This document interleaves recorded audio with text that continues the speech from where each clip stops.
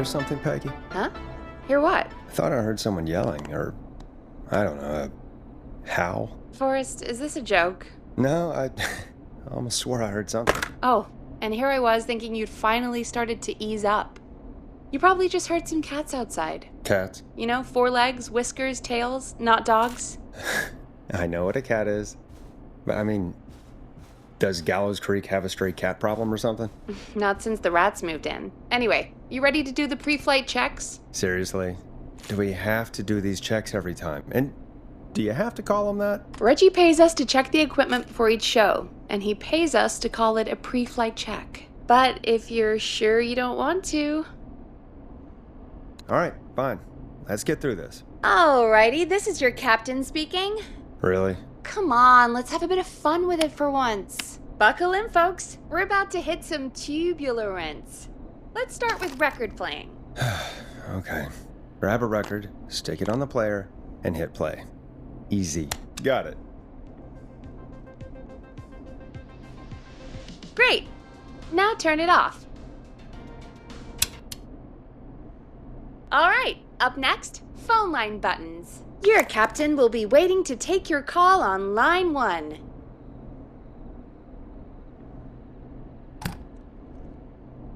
All right, Peggy. Ready for you on line 1. Who's Peggy? This is Captain Donald Key calling. Call me Don. You get it? Yeah, it's a riot. Great, and button 2 works just the same. So, let's move to the Peggy button. You mean the producer line? Like I said, the Peggy button. Press it when you need my help during the show. Is there a Peggy mute button? They haven't invented it yet. Now come on. The Peggy button is the 3rd one on the phone line. I labeled it for you. Press for Peggy. This is your brain, Forrest. Sorry I made you such an unfun turkey. I'm a turkey now, am I? Okay. Are we almost done? Sound blaster next. That's an easy one. There we go. Always good for a cheap laugh. All right, we're almost done. Just the volume sliders left. These should let you affect pretty much everything. But let's test it with a record. Play a record and change the volume with the music slider. All right. Seems to be all working. We done, Captain? We sure are. Coming in for landing. Local time? Should not encourage you. I knew you had a fun side. It's my fun side that gets me in trouble. Now, let's get the show started. After your introduction, our first segment is Guess That Scream. I thought that was a joke. Nope, and don't blame me for this one. It's Reggie all the way, and he demands we do it tonight. Okay, you're live in 3, 2... 189.16. Good evening, Gallows Creek. This is your host, Forrest Nash, and you're listening to 189.16, The Scream. Before we start taking your calls tonight on Gallows Creek's only late-night phone-in talk show, I need to let you know about a special competition we have for you this evening. Guess That Scream. This is actually one of the station manager's better ideas. Here's how it works. I'm gonna play you a scream, then you call and guess that scream. We need you to guess why they're screaming. Did they stub their toe, saw off a finger, or discover the corpse of a loved one? That's good. Now, Forrest, hit them with the tape. We'll play that scream in just a second. Listen close, and then call in to guess that scream. Peggy, what do you mean play the tape? I used to have a tape guy do that for me. You're not in Chicago anymore, Forrest. Here in Gallows Creek, you get to be your own tape guy. Come on, I gave it to you yesterday. Forrest, you do have the tape right. You knew we were doing this tonight. Peggy, let's be real. Guess that scream is a terrible idea. No, I don't have the tape. It may be a stupid idea, but that doesn't mean it can't be fun. We're going to need a scream tonight, Forrest, and you're the one at the mic, so...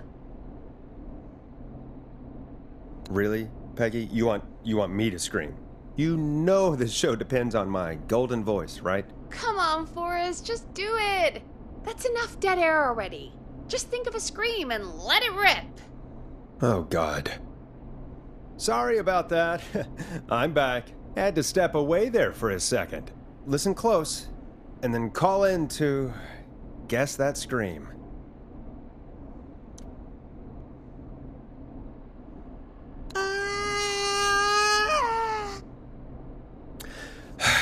Well, folks, there you have it.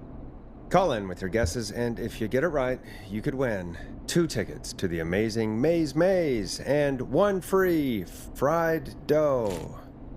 Fried dough? Just call in at 555-239-KFAM with your guess. Now, here's some music while you get dialing. Now it's time to go with The Flow, and this is their hit, Crying for Help. Oh, God, Forrest, that was amazing. Thanks. I can't wait to hear what people think that was. How the hell did I get into this mess? Lighten up, Forrest. That's gonna be the highlight of my week.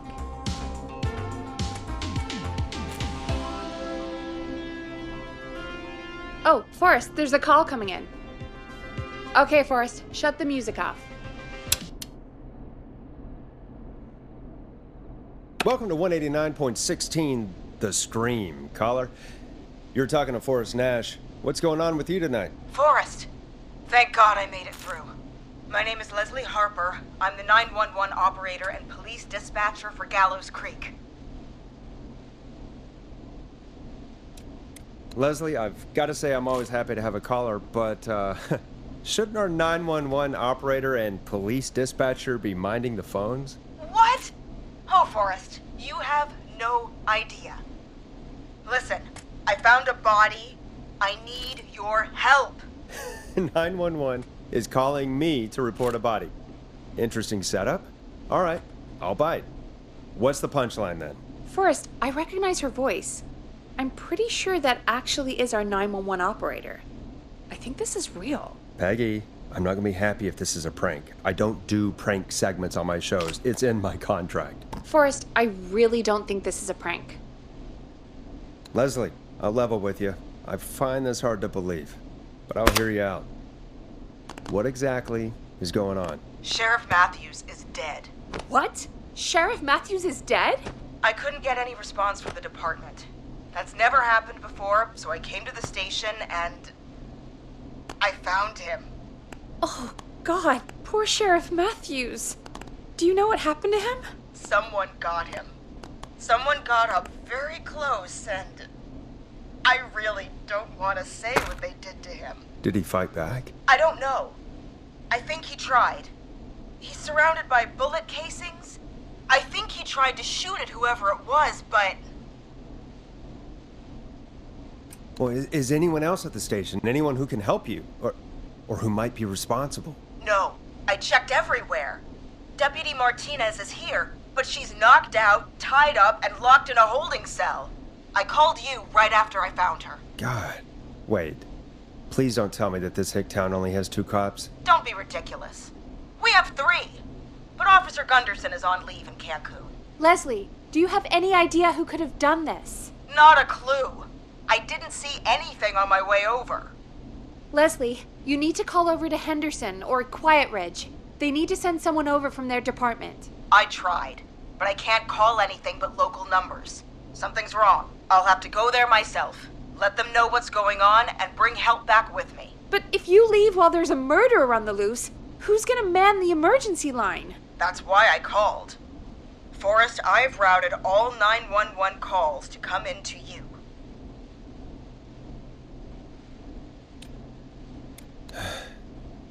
You can count on me. I'll do what I can. Thank you, Forrest. You're the only person with experience manning a phone line around here. You're the only person equipped for the job. Besides, there are lots of transferable skills between the two. It's like an interview. You ask questions to get information you can use. Keep people talking, you know? Guide the conversation and know when to jump in. You do know that I'm so good at interviews, they sent me from Chicago to Gallows Creek, right? So I've heard. But that doesn't matter.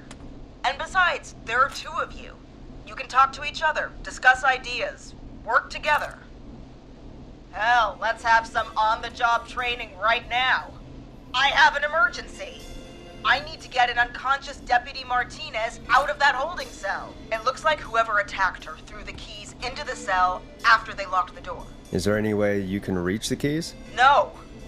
There aren't any bars to the cell, and the door itself only has a food tray slot. And that's too narrow for me to reach through. There's gotta be another way in. There's gotta be another set of keys somewhere in that office. Those can't be the only ones. Of course. Yes, there must be another set. Where might another set be? Maybe Sheriff Matthews had a set of keys on him when he... you know. I couldn't see any at a glance, but I didn't really look up close. 1 second. Oh, I think I might be sick. Sorry, Sheriff. I'm just gonna turn you over and... Oh. Please don't stare at me. Oh, wait. That might be them. I think I got the cell keys. Looks like Sheriff Matthews might have saved his deputy. Do the keys work? They do! Give me a minute to untie Deputy Martinez. I'll be right back. So far, so good, I suppose. How are you feeling, Forrest?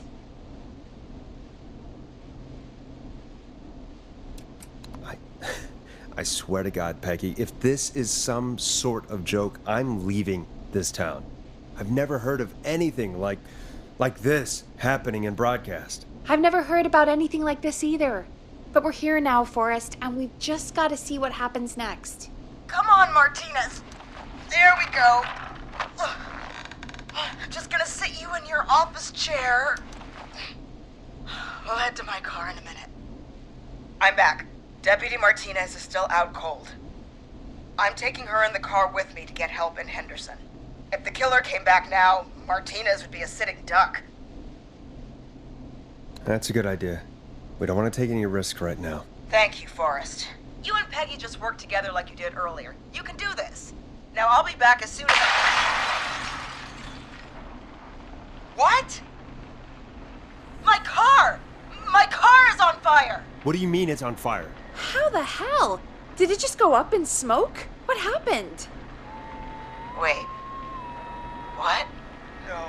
No way. This can't... Well, Forrest, we have big trouble. What's happening? What's that noise? It sounds like whistling? Whistling? It can't be. Oh my God. I can see him, but he's dead, right? Right? But that mask, how the hell is he? Who, Leslie? Who? The Whistling Man! The Whistling Man? Who's the Whistling Man? He was a serial killer back in the 50s, wore that mask. But he's dead! He's... What the hell? Oh, God.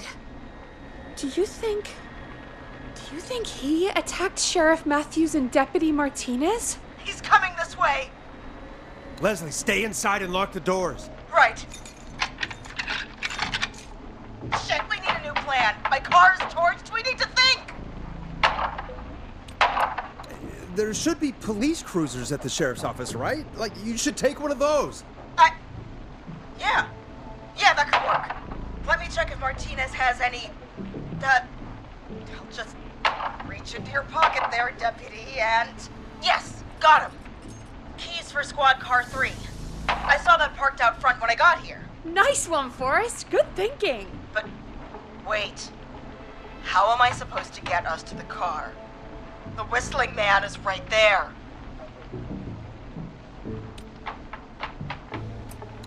The sheriff must have a gun, right? Can you see it? There was a gun next to him. Let me grab it. Oh, shit. It's empty. He must have emptied it trying to defend himself.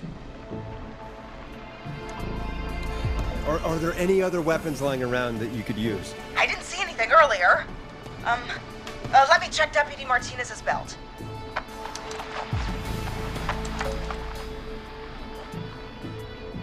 All right. It looks like the Whistling Man left her with her baton, pepper spray, and taser. I can only hold one if I'm carrying Deputy Martinez. Which should I take? I mean, it's gotta be the taser, right? Got it. I'm just going to grab Deputy Martinez and then... Wait. Do you hear that? No, I can't hear anything. Exactly. It's gone quiet. No more knocking. Be careful. I don't like it. Me neither. But it's an opening, and I've got to take it. Okay. Deputy Martinez, if you can hear me, it's time to move. Just lean on me. Yep. There you go. Are you sure about this, Leslie? No time like the present, right? So, here we go. Again, you're hooked into dispatch now, so I should be able to radio you when I reach the car. If I reach it. Speak to you soon. Good luck, Leslie. That's one brave woman. God, I hope she makes it through this. You know, I've got to say, this really wasn't what I expected when I came into work today. Well, they always say you have to be ready for everything in live radio. Oh, I think we've got Leslie back on the line. I'm putting the call through. Hello? Forrest? Peggy? This is Leslie. Are you there? Over. Hello, Leslie! So I guess you made it to the car then. We did. Deputy Martinez is in the passenger seat, still out cold. I don't see the whistling man anywhere, and I don't plan to wait for him. So I'm going to get us moving. Jesus! God damn it! Get back! Get away from her! Leslie, what's happening? The whistling! No! Get off her, you son of a bitch! Yeah! Take that! Leslie, drive! Don't worry, Deputy Martinez. We're out of here. Leslie, are you two okay? Did you get away, or... Forrest, that taser? Definitely the right call. Oh my god, I can't believe we escaped. Well done, Leslie. You saved a life. Just another day for you. Oh my god, yeah. But let me tell you, I prefer doing it from your side of the phone. Leslie, how long do you think it's going to take to get help? Gallows Creek isn't Nowheresville, but it's pretty damn close. It's going to take a while, maybe 2-3 hours each way. Slightly less if I put my foot down. We'll do our best to keep everyone safe until then. Thank you. Just do what you did just now, and Gallows Creek is going to be okay. Anyway, once I'm in... Oh, I think Deputy Martinez is starting to stir. Forrest, Peggy, I've got to go. I'll be out of range soon, but I'll radio back as soon as I can once I got the cavalry. Take care, Leslie. Be safe out there. Good luck, Leslie. Feel better soon, Deputy Martinez.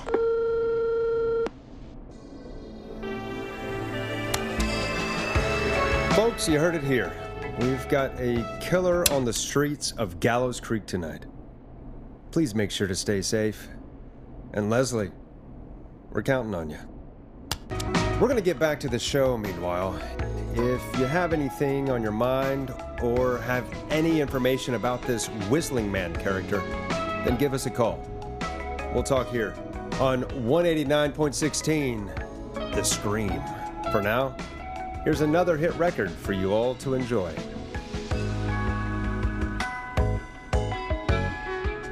This is not what I signed up for, Peggy. This is actually insane. Did she really say it's gonna take her 4 hours? This guy's gonna kill half the town in 4 hours. Forrest, that's not helpful. I know, I just... Who is this Whistling Man character anyway? He was a serial killer back in the 50s. Edward Marshall Mooney. Went around in a freaky mask, whistling, and killed about a dozen folks in Gallows Creek. No reason for it. No motive. He just did it. Okay. What happened to him? Well, police chased him up to Ellis Point one night. We call it Whistling Point now. And it was, well, it was on this night actually. The police cornered him and he jumped into the river. His body was never found. So is he alive? Dead? I mean, what's the story? Story is he's biding his time. waiting to take revenge on the town. All right, that's the story. What's the truth? Other than we have a whistling killer on our hands tonight, I don't know. All right. Copycat or ghost killer. I guess we'll do our best. That's the spirit! At least we got the word out, I guess. What kind of listening figures do we get at this time? On a Thursday, after midnight, could be around 35? 35. Isn't 3,500? Huh. I didn't realize Gallows Creek was that large. No, 35 people. At best. Are you serious? We only have 35 listeners? 35, yeah. It's a school night.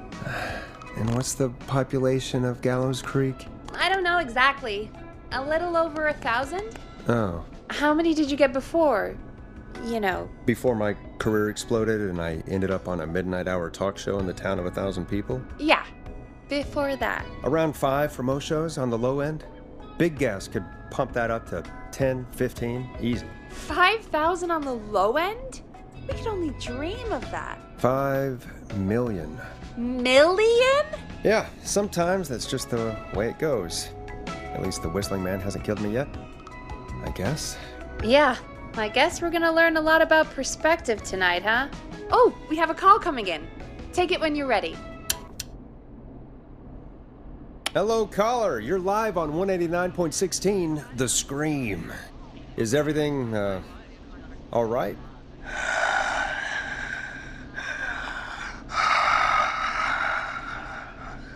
Okay, who is this? Are you, hello? Hello?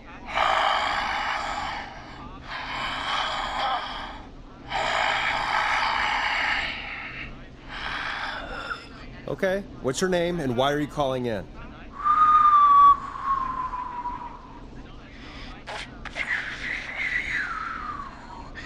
You know my name. I've come back from the dead to kill again. No one's safe.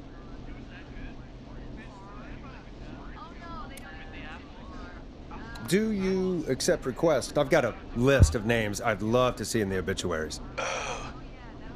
Maybe you must make a sacrifice to us. A sacrifice? To us? I mean, me. We want cheese-dusted pretzels. I want cheese-dusted pretzels. Or I'll cut your face off. Goddamn kids. I'm cutting them off. Yeah, cut him off. What?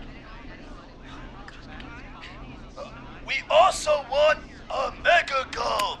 For anyone just tuning in, we do, in fact, have an actual killer out on the streets tonight. Anyway, this next one's dedicated to all of you staying inside with your doors and windows locked.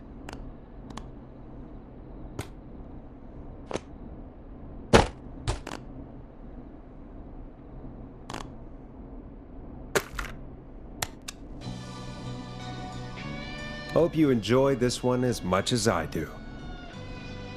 Peggy, the hell was that? Kids pretending to be a killer who right now is stalking the town? It's a thing. A thing? Oh, kids around here. They pull pranks pretending to be him. By pretending to be this Whistling Man character? They think it's funny, but it's not. It's not funny at all. And there's no chance that our Whistling Man was just a prank. That Leslie... No, that's real. Christ. Let's stay positive. We still have a show to do. We already have another caller on the line. All right. Let's do this. Hello, caller. You're live on The Scream with me, Forrest Nash. What? I dialed 911. I need the sheriff right away. Okay, right. Well, I'm filling in for 911 tonight. What's your name and what's your trouble? My name is Sandra Sharp, and I need the cops now. I'm sorry, but the cops aren't coming. Leslie's on her way to Henderson for help. What? God. Listen, you've got to help me then. I drove to the edge of town for a jazz run, and now some psycho dressed like the Whistling Man is after me, knife in hand. Oh God, it's actually happening. Where are you now? Did you escape to somewhere safe? Oh, I did, baby. I jazz ran all the way to my car in nothing flat. But I dropped my keys somewhere along the way. I never locked the door, so I've got a place to hide, but I can't get moving.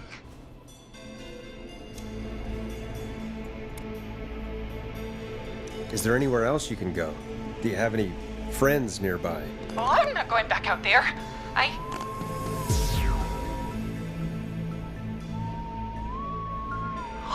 Oh, shoot. Oh, he's back.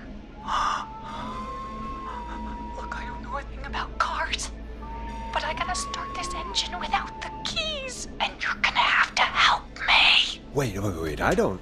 If it helps, I've got a toolkit buried beneath my spare sweatbands. I'll call you back when I find it. You're listening to 189.16, The Scream. Hosted by me, Forrest Nash, your friendly neighborhood radio host, mechanic and savior. Sit tight while the record spins, folks. This one goes out to you, Sandra.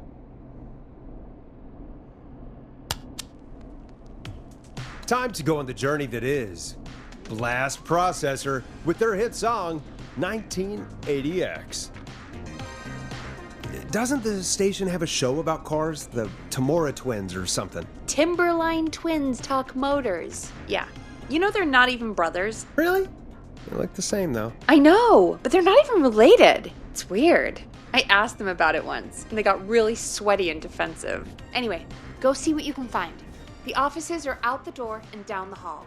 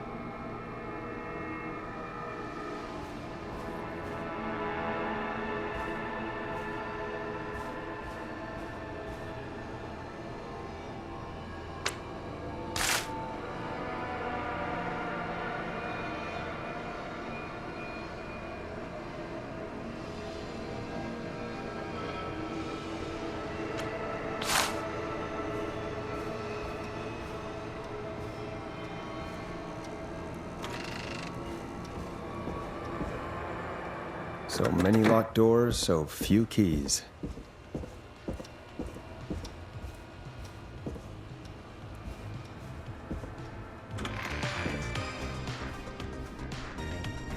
You find anything? Remind me what I'm looking for again? The caller is trying to start a car without the keys. Yeah, and we have a car show, right? Timberline Twins Talk Motors, yeah. I would go see what they have on their desk at the far end of the offices. Thanks, Peggy.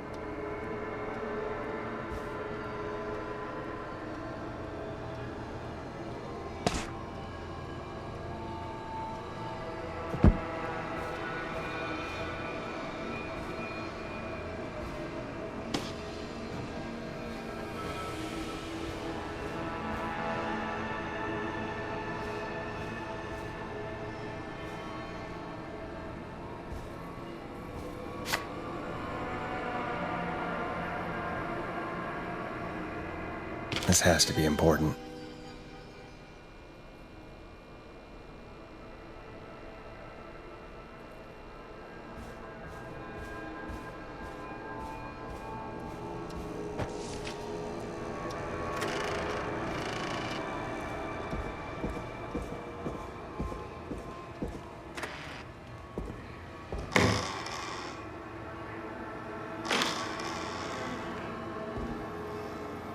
This looks useful.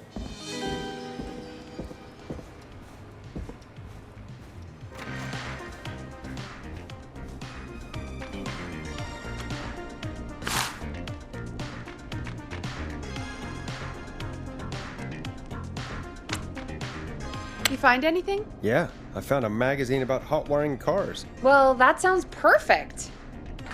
Time to turn the music off. Caller on line 1. Thanks, Peggy. We're back with 189.16, The Scream. How are you holding up, Sandra? The creep's looking through the parking lot trying to find me. But I've got my tools, and I'm ready to get this hunk of junk moving. How do we start this baby? Unscrew the steering column. All right. Just turn. Just turn. 1, 2, 1, 2. Oh, God. How long are these screws? Okay. Cover's off. Okay. There's a bunch of wires down here all paired up, and oh, God, my heart is pumping. Tell me exactly what you see. Okay. I can do this.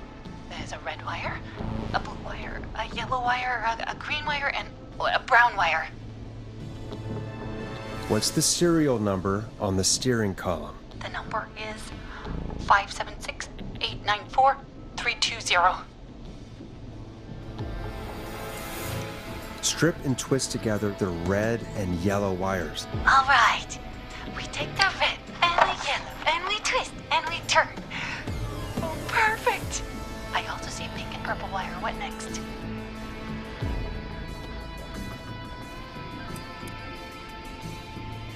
Strip the purple wire and brush against the twisted wires. Okay. We strip, and we brush, and... Energize your body! Fantastic work, baby! Anytime you want to come down to the jazz studio, you get in for free! You just keep driving now, okay? And get home safe. Get home safe, Sandra. Will do, babies!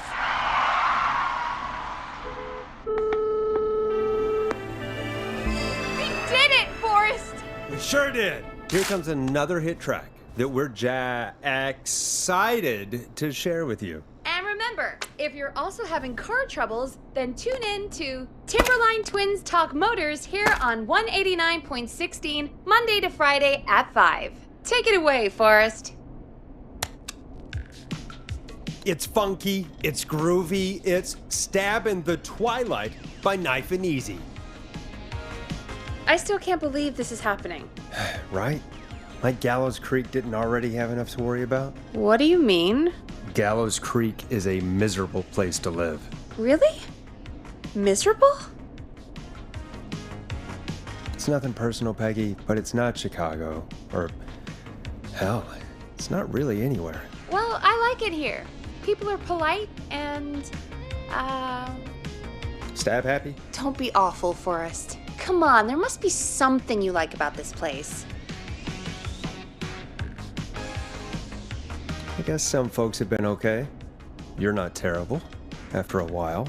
Not terrible after a while? High praise coming from Forrest Nash. You know what I mean, Peggy. I do. It's Forrest Nash for I think you're swell. Anyway, I hope the killer is done for the night and that Leslie gets back soon. Me too. Can we at least call off that stupid Guess the Scream contest now? Yeah, that'd probably be a good idea.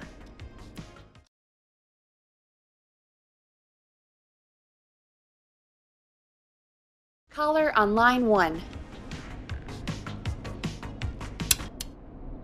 Evening, caller. This is Forrest Nash, host of 189.16, The Scream, and tonight's 911 stand-in. Hey, Forrest. My name is Brian. Brian Ponte. Brian Ponte of Ponte's Pizza. Hello, Brian Ponte of Ponte's Pizza. What have you got to say about what's happening? I'm so happy that Deputy Martinez survived. I've seen her a lot over the years down here at Ponte's Pizza. Oh, you did a really great job. And as a thanks for all you did there, I just wanted to tell you that I'm sending you some coupons for free pizza here at Ponte's Pizza. Wow, Brian.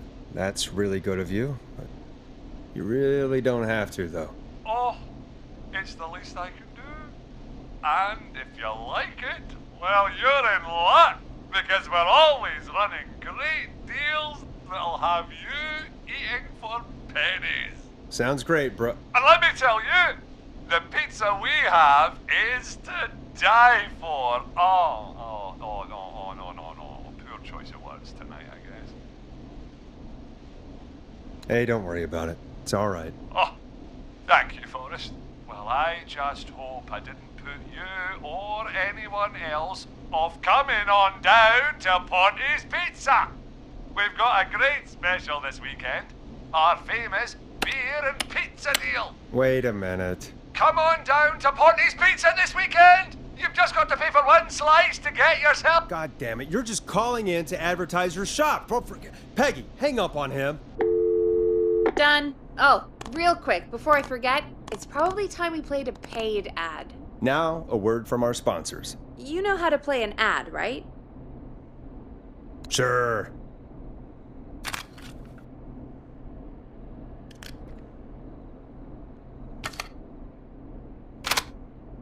Done. The world-famous annual Gallows Creek Harvest Festival is back! We got it all out on Giblet Field. We got the Little Miss Harvest Pageant, Princess Harvest Pageant, Harvest Queen Pageant, Cotton Candy, Corn Dogs, Cornhole, Corn on the Cob, Crokinole, Country Music, Can Jam, Jams, Jellies, Jamborees, Juggling, Roller Rickies, Roller Disco Lessons, Praying. We got baby crawling, balloon popping, balloons for sale, beard contest, horseshoes, hayride, hay toss, hey you there, safe donkeys and ponies, apple bobbing, firearm, fireworks, funnel cakes, fried dough, seed spitting, sand licking, cracker cramming, and cat shop. And fake tattoo, face painting, puppets, petting zoo, amazing maze, square dancing, story swapping, spelling bee, quilting bee, and sewing circle, pie eating, lawnmower racing, hot dog eating contest, flower contest, and of course our famous gourd measure-off.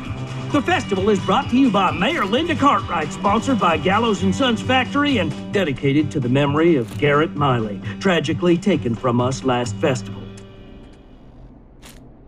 I can see why it's world famous. It's a highlight around here, Forrest. Oh, I am sorry to hear that, Peggy. All right, folks, welcome back to the show. We have a note from my producer. That's right. Come find me at the Harvest Festival tomorrow to grab your choice of a KFAM mug, sticker set, or poster. Let's see what our next caller would choose.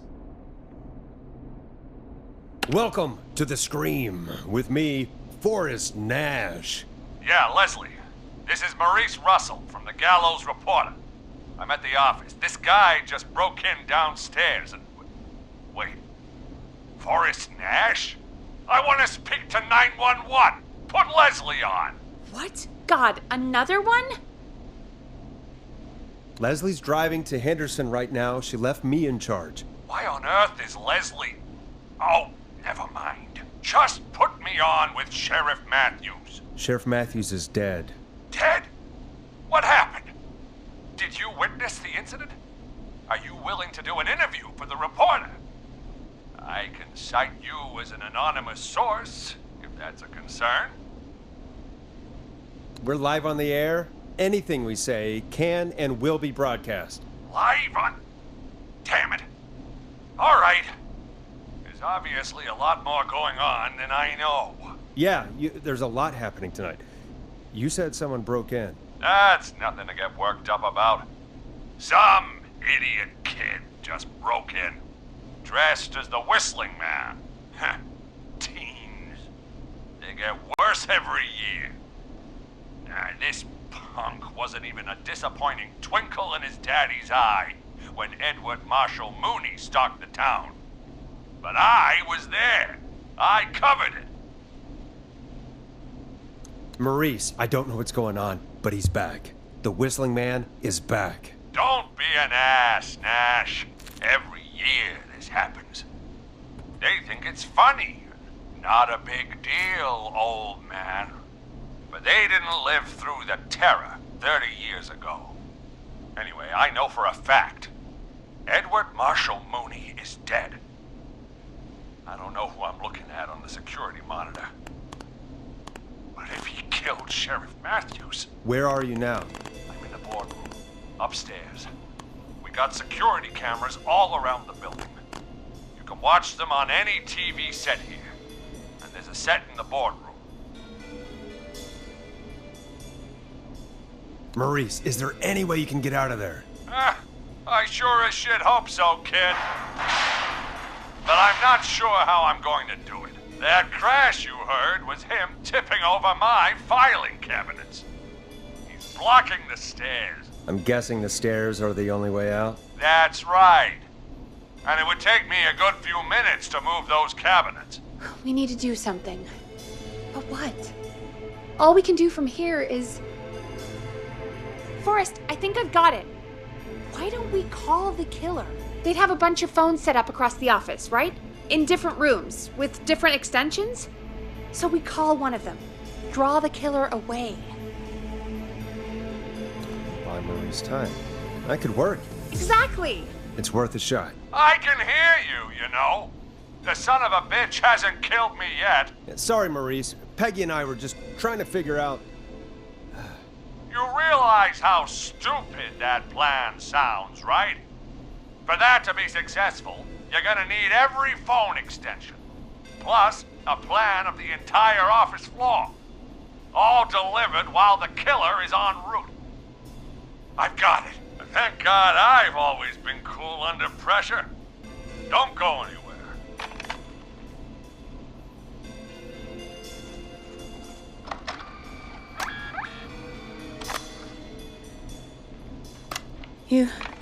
You don't think the killer got him, do you? Mr. Russell. I'm here. The freak's going to be here any second, too. Go check your fax machine. Don't let me down.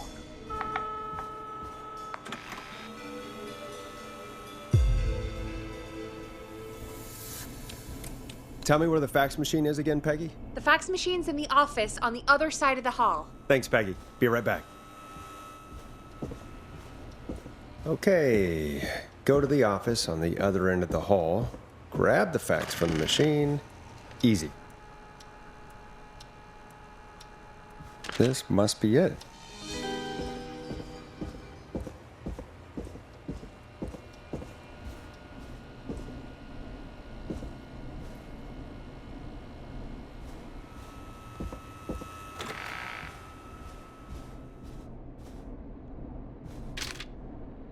Hey, did you get the fax? Yes, I have. Mr. Russell, you still with us? I am. You get my fax? Yeah, I got it right here. Good. I knew you could at least manage that. Okay, folks, we're back on the line with Maurice. Let's see if we can help him avoid the Whistling Man. Here's the situation. The Whistling Man searched every room in the hall leading up to the boardroom. And now, he's in the office next door. It's now or never. This plan of yours better work. I'm ready on my end, Forrest. Again, we want to draw the killer away by dialing an extension number, and then move Maurice somewhere safe. So, what extension should I call? Call the editor's office. The extension is 03. Got it. I'll put the call through when you're ready. All right, Nash. Where do I need to go?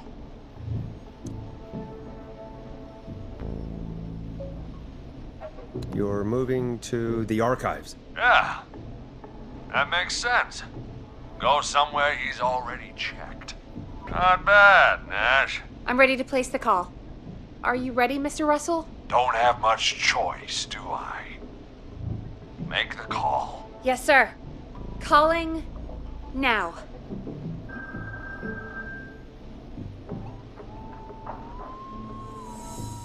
I can't believe it. He's actually heading to my office. It was all Peggy's idea. Credit goes to her. Don't mention it. The coast is clear. I'm shutting off the TV so he won't see me on the security cameras. Then, making my move. I'll call when I get there. Do you think he'll make it okay? I'm sure he'll be fine. But now what do? We gotta find some way for him to get past that barricade. What do you mean? I don't think calling the Whistling Man is gonna buy Maurice enough time to move those cabinets. We gotta think of something else. Yeah. Maybe we could... Oh! Call incoming. You ready? Ready as I'll ever be. Put him through. Alrighty. Mr. Russell, are you there? I am. I don't think he saw me. I've got to give you credit for that, but I'm not out of the woods yet. Right, let's review where we are. So, the only way out is by the stairs, which the Whistling Man has blocked with furniture. Exactly. I can move the furniture out of the way, but not quickly or quietly. Could you lock him in a room? That'd probably buy you time enough, right? Maybe. But the damn fire regulations say every door in the office has to unlock from the inside. He'd be able to get out just as soon as... Wait, no. I got it. The secret archive through my office, where we keep our most sensitive records. Ooh, a secret archive? Reggie would love that. What have you got back there? Juicy secrets about outer space? Peggy, I don't think now's the time to be playing around like that. You're right. Sorry, Forrest. Kids, we're in the big time now. I've got it all figured out. The secret archive. There's no lock on the inside of that room, only the outside. You can't break out. If we can get him in there, and I lock him in... We can catch the son of a gun. Exactly. Oh my god. Forrest, we might be able to end the nightmare right here. So should I call the secret archive then? You can't. The archive is a room for secrets, not gossip, so we don't have a phone in there. Oh, we're gonna need to change it up then. Any ideas, Forrest? Maybe we could use a radio. There's no radio in the secret archives. Are there no radios at your offices? I don't have one in my office, but... What is it? Our sports reporter, Hopkins. He has a little portable radio he never turns off when he's here. That might be what we need then. Is his portable radio still there? It should be. It's what he calls his work radio. It should be here in the archives, actually. Let me just take a peek around. Great job, Forrest. Looks like you picked the perfect place. Yep. That was 100% just me thinking ahead. Exactly as planned. I found the radio. It's right where I thought it would be. It's all coming together. I'm just gonna turn it on quickly, make sure it's still got some juice. Maurice, turn the volume down. We don't want that thing blasting just yet. Yeah, I knew that, Nash. I was just doing that when you yelled at me. The radio works! If I make it out alive, Hopkins might just get that day off he wanted. He's earned it. Let's do it for Hopkins, Forrest. Wait. Ah, God damn it. If I can't have this stupid thing turned up, how am I supposed to draw the killer? I can't be in the room when it's on, or I'm dead. You just... Oh, that's a good point. But wait, we're the radio. We can just be quiet until you're ready. If you can do that, then... Yeah, sure. 189.16. I know that's your station number. But a good editor always double checks. Can you confirm that? You got it. 189.16. Good. I've got the radio on silent, but I'm tuned in. Now, I just need to get to my office. Sounds like we need to make another call, Forrest. Where should we send the killer? Call the boardroom. The extension is 04. That might work. The boardroom is fairly close to the editor's office, but we haven't seen the killer go there yet. Are you sure? I'm sure. Make the call. Okay, calling the boardroom now.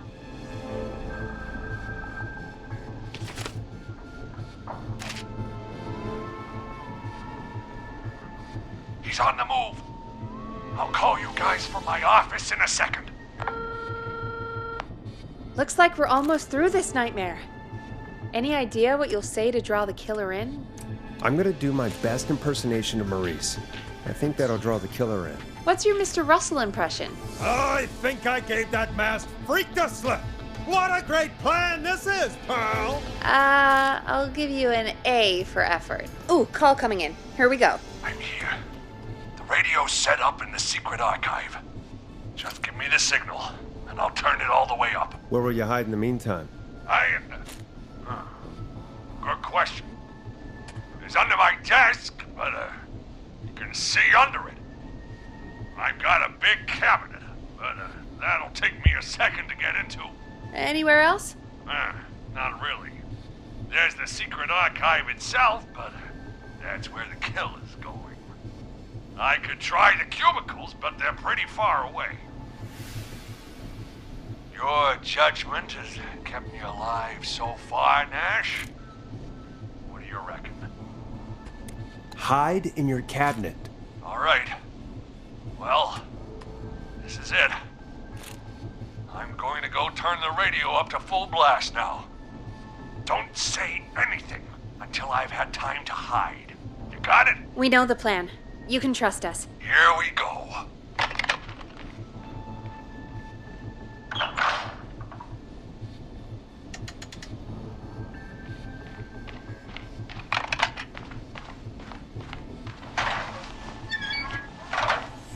I think it should be safe now, Forrest. That's it! No more hiding! I'm a tough old man. I've been on the beat longer than you've been alive! Come on down, Whistling Man. Come and get a knuckle sandwich.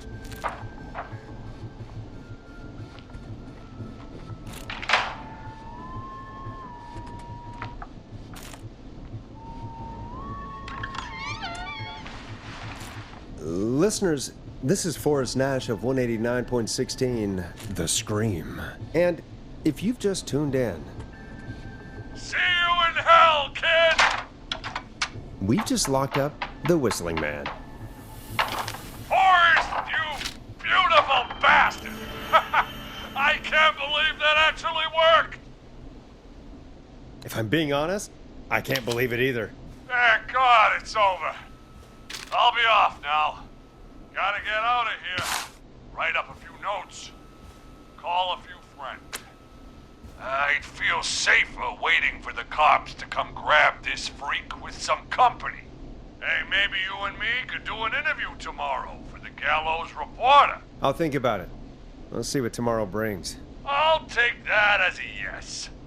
Talk to you soon. There we are, folks. The Whistling Man is locked up. Let's all take a deep breath. And play some killer tunes.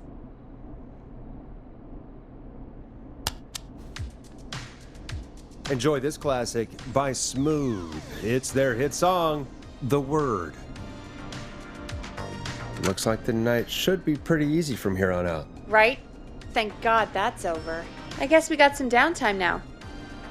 I could ask you some questions to kill the time? You're gonna interview me. You sure about that?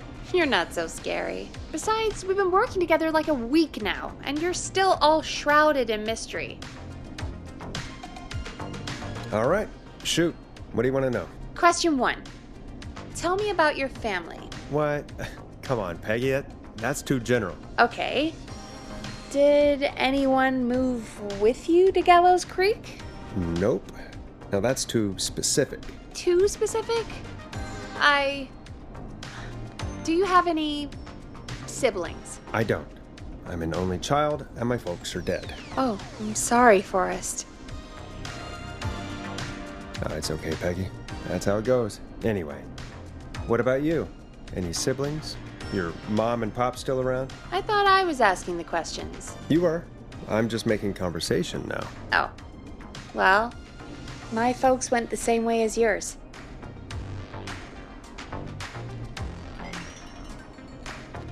Oh. Yeah. My dad walked out when I was about 13. He'd been a wreck for a while. Then he got himself into a wreck, and, well, that was Dad. Mom didn't take it well. She remarried pretty quick after that.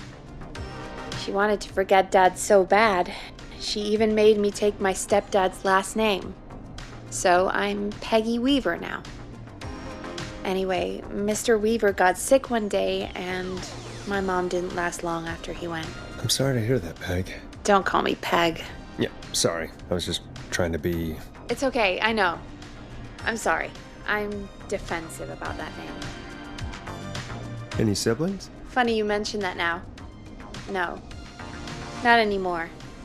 I had a sister, but I haven't seen her since before my dad. Hold on. Someone just rang the door buzzer. What on earth could someone want at this hour? I don't know. Do you want to go check it out? Me?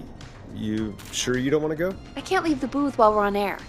One of Reggie's K-Fam regulations. I'll pass you the key to the stairs. Gee, thanks, Peggy. The buzzer's on the front door. See you in a bit.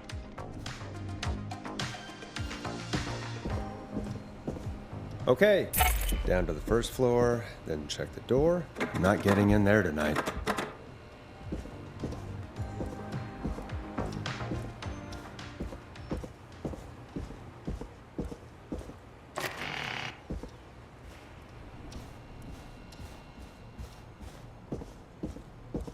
A tape. Play on air.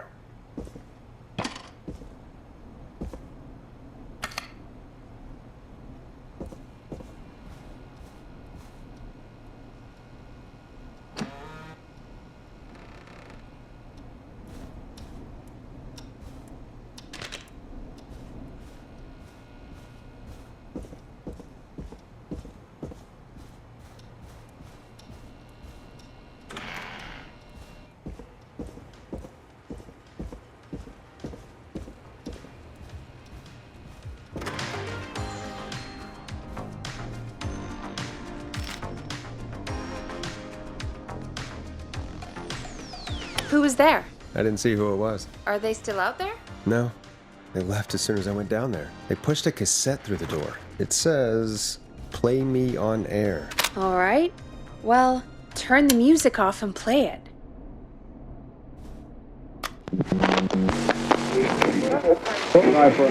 Hello, Gallows Creek. Time to Pay the price. Time to pay for lives. Time to sit there. I will punish you. I'm going to enjoy this.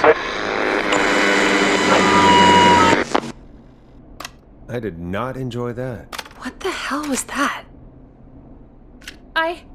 Oh, Forrest, we're still on air. Say something. Folks,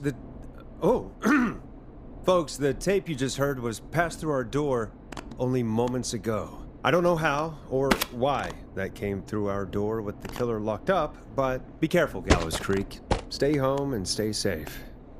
Give us a call if you need help. You can get us on 911.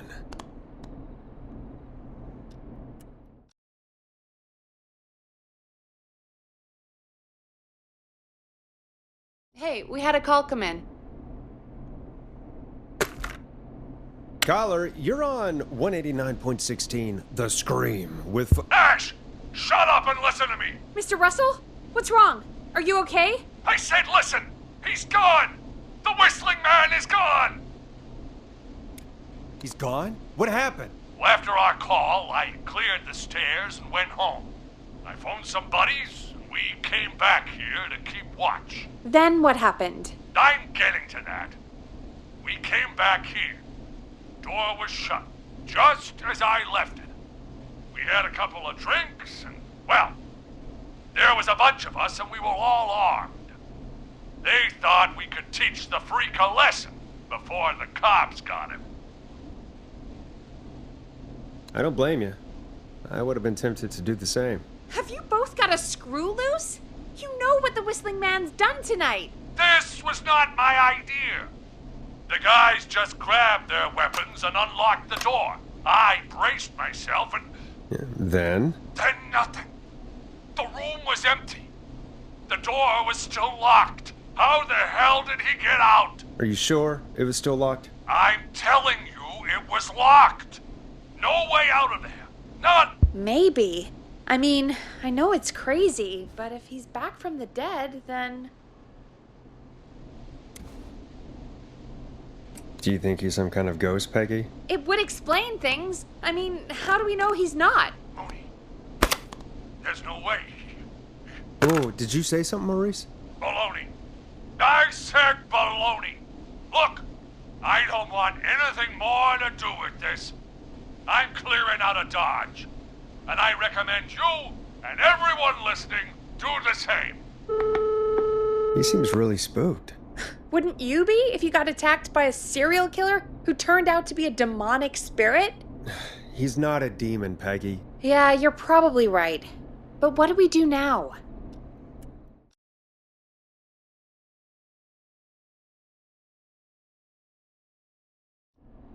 Thank you again, Mrs. Mackenzie, for the helpful tip.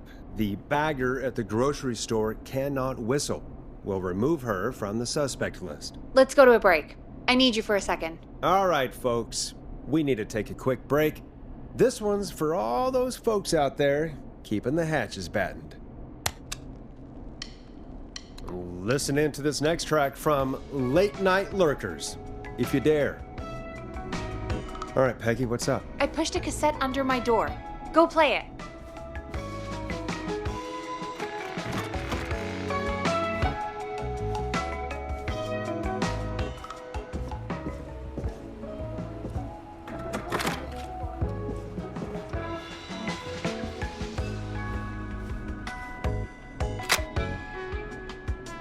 Or try your call again. All right, I've got it. To voicemail? Did we forget an ad or something? I don't know. It was buried in my work mail. I only just saw it.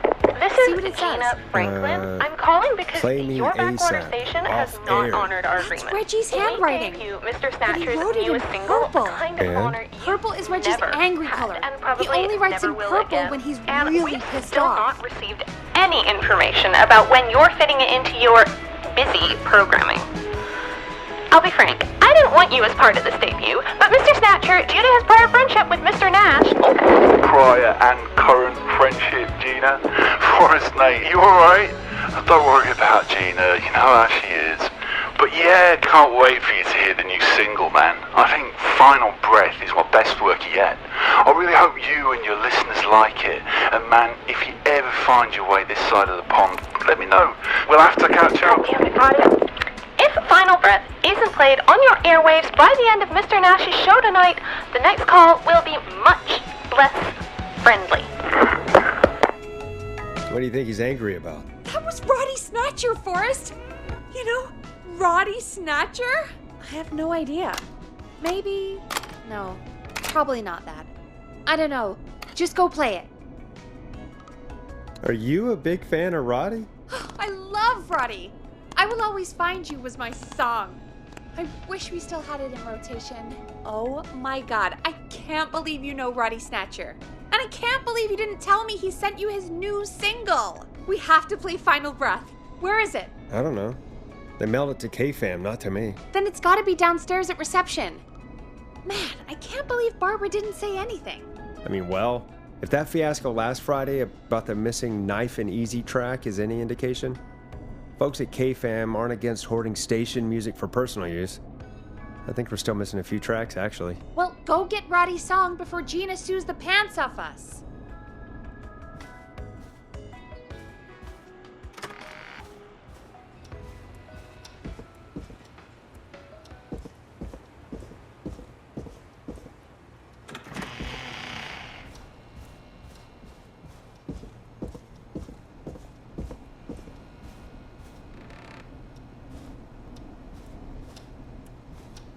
This must be it.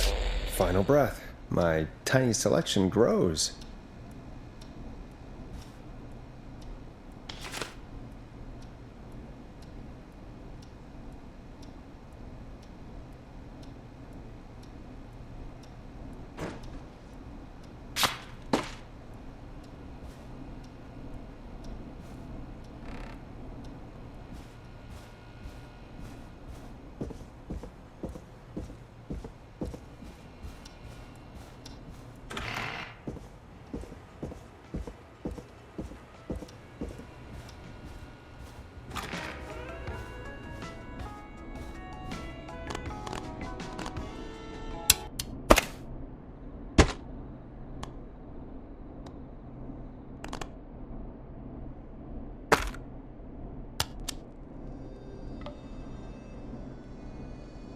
Hey, did you get it? Got it.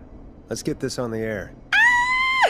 Gallows Creek. I'm pleased to say we're in for a much-needed treat. Up next, courtesy of the British sensation himself, is a track you won't hear everywhere. Here's Final Breath by Roddy Snatcher. Wow. God, Roddy's the best. He is. And more importantly, we should be safe from the worst of Gina Franklin.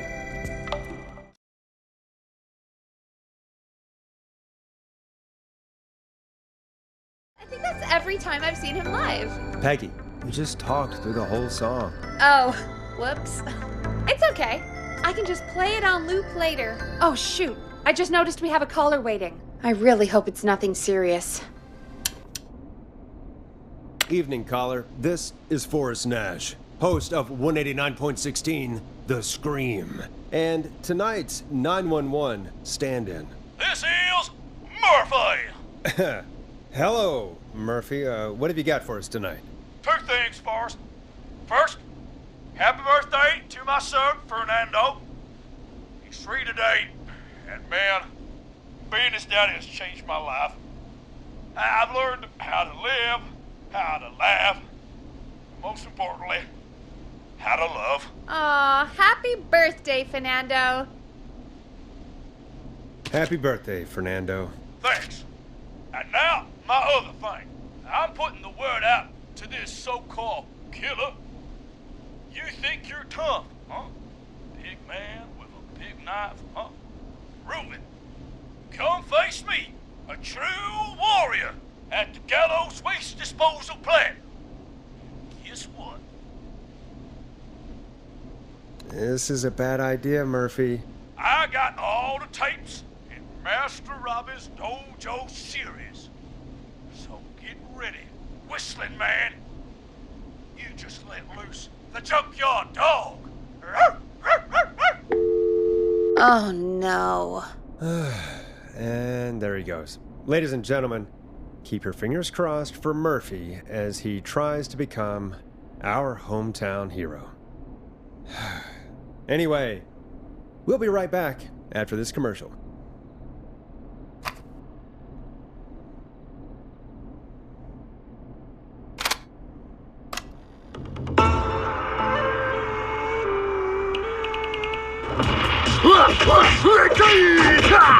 Do you seek ancient wisdom? Do you want to double your power? Are you ready to unlock your inner warrior for only $24.99? Then step into Master Robbie's deadly dojo of Kung Ra-Te and receive direct by video warrior instruction from me, Master Robbie. You will learn the 4 qualities of an ultimate conqueror. The power of the alligator, the discipline of the tarantula, the speed of the tuna, the poise of the scorpion, and the wisdom of the bullfrog. Using classified techniques, I'll unlock your inner chi after only 5 30-minute video sessions. Ultimate power and wisdom can be yours now for the low price of only $24.99. Just call 555-7861 USA to take your first step to becoming a champion.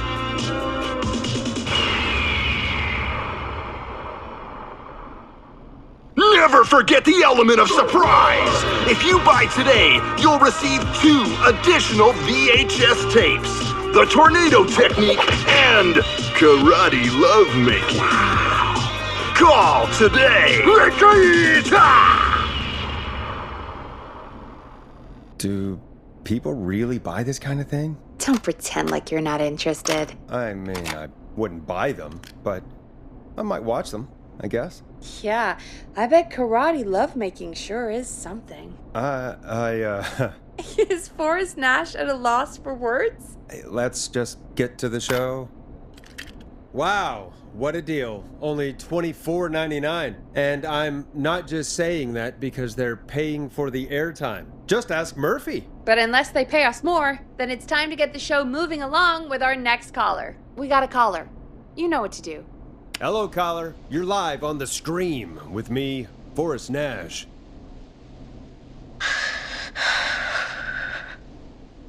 Who's there? Who is this? Hello. Are you still with us? Forrest? He called me? That horrible whistling down the phone. He's coming for me? Jesus. Okay, listen, caller. Don't panic. We've done this a few times now. We can help you. A few times already? So, you saved them, or? We sure did. You're in safe hands. Okay. Okay. We're gonna help you. Can you tell me your name, caller? I'm Dr. Sullivan. Virginia. Sorry. Take some deep breaths, Virginia. You're gonna be okay. Please don't let me die. I won't. Just calm down. Tell me where you are right now. What's your address? Oh, God. Is there a neighbor you can call for help? No. Everyone's away tonight. There's just a fraternity down the street. You live by a frat house. Yes, they're having a party. That takeout coming in all night. Lawn covered in beer cans. They're getting wasted. And I'm about to get... Oh, God. Virginia, what's the name of the frat? Oh, God. I can't think. I can't. Any idea what the frat might be, Peggy? If I knew where she was, I might know, but... Wait, the takeout! If we can get takeout to the frat, we can get a message to them to go and help. Virginia, who did they order takeout from? I don't know. Don't worry. We'll figure it out. I can't do this. Well, folks, seems like our Virginia hung up. While we try to figure out what takeout to order, here's some music for your own midnight snacks.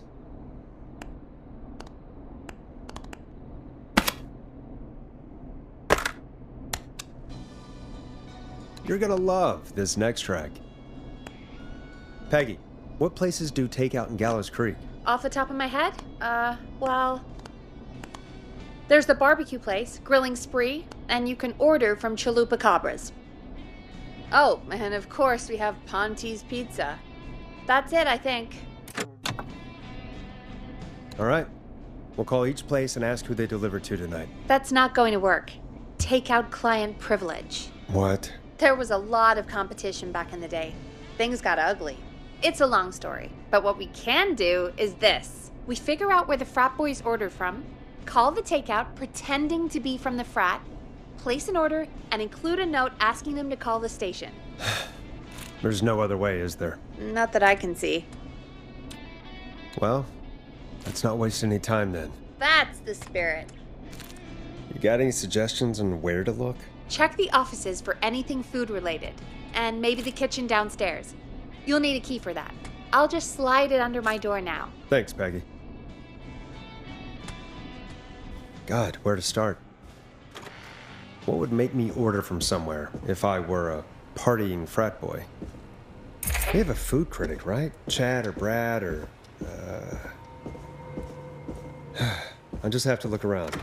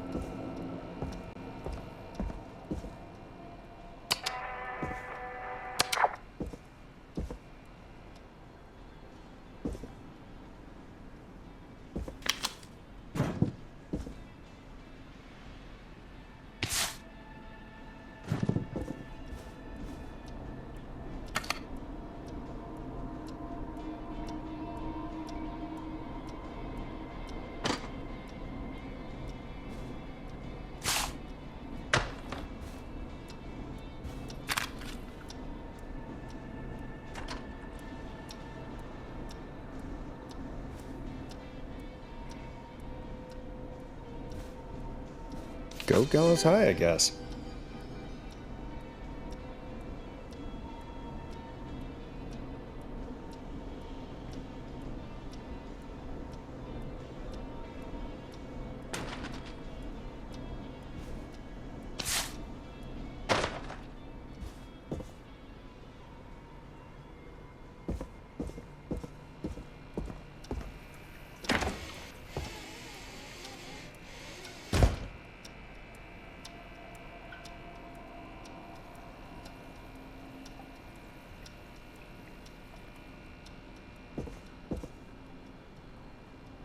Rooting through trash.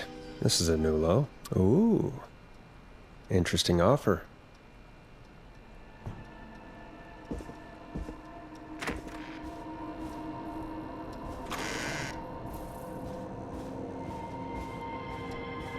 I need a key to get in there.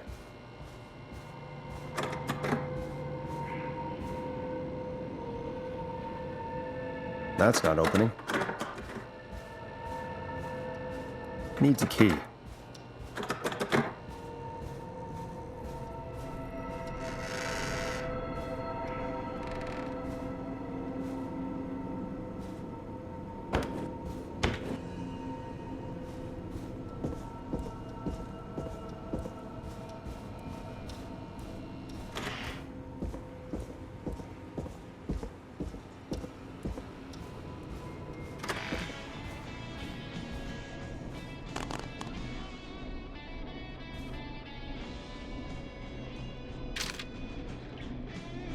Hey, find anything useful?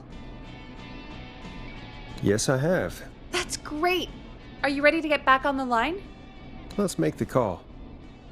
Okay, Forrest, shut the music off. Okay, Forrest, what'll it be? Call Ponte's Pizza. You got it. Ponte's Pizza is on the line. Ponte's Pizza. May I take your order? Fratman calling. We're in major need of foods for dudes. May I take your order? I need some garlic bread. I need the bread. Can do. Where do you want that delivered? Same place as before, you know. The frat house. Got it. And we'll have that over to you right away. Oh, and one more thing. Can you add a note to the order that says to call K-Fam? K-Fam? Oh, consider it done. The folks at K-Fam are huge fans of Ponte's Pizza, you know. I should really call them and let them know. And now we wait. We should put a song on. Agreed. This one goes out to our delivery workers.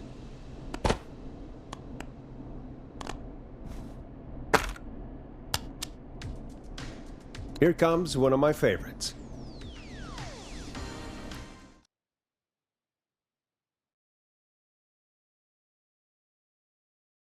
Which of the takeout places would you order from? To save Virginia? No, where would you actually eat? Oh, I mean, they're all pretty equal. You mean equally good? Yeah, not Ponte. He's not Ponte. Right. So, between Grilling Spree and Chalupa Cabras. I mean, it depends. Do I want a plate full of meat? Or do I want really, really good nachos? It can change depending on the day, you know? Yeah, fair enough. Maybe I... Hold that thought, Forrest. We've got a call coming in. When you're ready, shut the music off. Hello, caller. You're live on the stream with me, Forrest Nash. Hey, this is Fratman Plunker! We got some garlic bread and a note to call this number. Yes! Plunker, this is Forrest Nash from 189.16, The Scream. And... Is this Goose? Oh, man. It's totally you, isn't it, Goose? This is such a Goose prank. No, this is Forrest Nash. host Sure thing, Goose. Listen, I need you to... Goose, come get beer. Your brothers are waiting for you. I'm not Goose! How can I prove this to you? Oh, let me get a second opinion on this. Norman the Barbarian! What do you think? Great idea. Norman the Barbarian says only the Radio Man can control it. So, play us the flow. Wait, really? What? The flow? Norman the Barbarian demands it. Okay. I'll play the damn song. Oh, shit. Okay, Radio Man. Got my attention. What is it? Thank God. Listen, you've got to get over to your neighbor's house. All of you. Just... Say no more. Bunker's moving the house. Forrest, line 2. Hello. You're live on 189.16, The Scream. Forrest, it's the killer. He's at the door. Grace. Oh my God, it's you, isn't it? God, I didn't talk, I promise. Whoa! The party has arrived! Oh, thank God. He's gone and... Oh, is that you, Radio Man? Don't worry, we brought the beer. Good times are here. I could use a drink. Thank you, Forrest. You're welcome, Virginia. And thank you to Plunker and his fraternity brothers. Some heroes wear capes. Some wear sheets as togas. Hey, Forrest, did you hear what Virginia said earlier? What was that all about? Clive, I didn't talk. Do you know what she meant? There's a janitor here at the station named Clive, but your guess is as good as mine. All right, folks. Seems we may have a lead. If any of you know a suspicious Clive, then please call in. It could save lives. In the meantime, looks like we have another caller. Okay, Forrest, shut the music off. Hello, caller. You're live on The Scream with me, Forrest Nash. It's great to speak with you, Forrest. As a local small business owner, I find this all horrifying. A killer roaming the streets of our fair town? Ooh, terrible. I hear you there. It's a scary time for everyone in Gallows Creek. How are you holding up? You somewhere safe tonight? Yes, Forrest, I am. I'm here at work in my small business. It's a safe, family-friendly place. Oh, what small business do you own? Oh, well, I'm not really big on promotion, but since you ask, it's Ponty's Pizza! The best and only pizza place in town! Come on down and get yourself a cracking deal on our 2-for-1... God damn it, Ponty, no! No free ads! I mean, I guess we can't be that mad at him. Calling Ponty's did save Virginia. I can be mad, Peggy. That sort of thing just... I can be mad. Look, he's gone now. We already have somebody else on the line. Just take a deep breath and let's keep going. Evening, caller. This is Forrest Nash, host of 189.16, The Scream. And tonight's 911 stand-in. Hi. Hello? Am I on air? Sure are, caller. What's your name? And what have you got for us tonight? Name's Eugene Stein, and I've got a heart full of love, Forrest. I'm hanging out in the middle of the maze, listening to your show, looking up at the stars and waiting for her. You got a special lady coming out to see you. Yeah. Molly. We planned to get lost in the maze tonight, to take our first journey together into the love labyrinth. That's why I'm calling, actually. I thought she'd be here an hour ago. And since I've listened all night to how cool you play it, I thought you were the perfect guy to ask. Should I call her up and ask if she's coming or wait and see. For real, kid? If you've been listening all night, do you really need to ask me? Yes, that's why I'm calling. Eugene, you really need to go home to your parents. My parents are dead, actually. But, Oh, jeez. yeah, I guess it's not the night.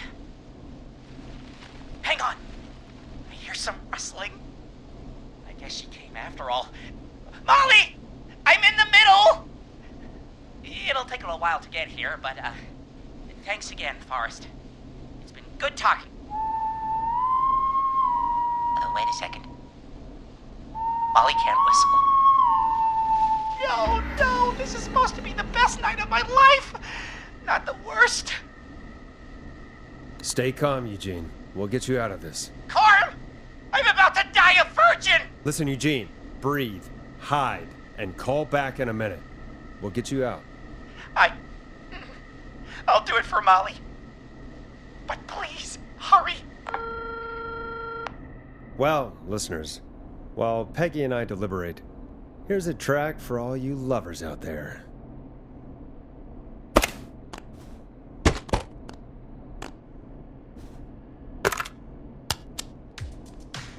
You'll like this next song. How the hell am I supposed to get him through the maze? You know Barbara, our receptionist? She's a maze fanatic. Shame she isn't here. I was supposed to go with her last week, but she changed her mind. Why'd she change her mind? She went with that jerk Brad instead. I'm so sorry to hear that, Peggy. It's fine. I'm not the one who had to go out with that jerk Brad after all. Maybe we should call Barbara then, if she's so big on the maze. We could, but I don't actually know her number. But she probably has maze stuff somewhere. Go and see what you can find. That'll hopefully be enough. Which one is Barbara again? Barbara! You know, Barbara! Forrest, I've seen you speak to her. Help me out, Peggy. She's the receptionist. Sits at reception, never does any work because she's talking to Brad all day. Ring any bells? Right, yeah, sorry, I guess it's just the stress of... No excuses. Just go and find something to help us. Bingo, here's what I was looking for.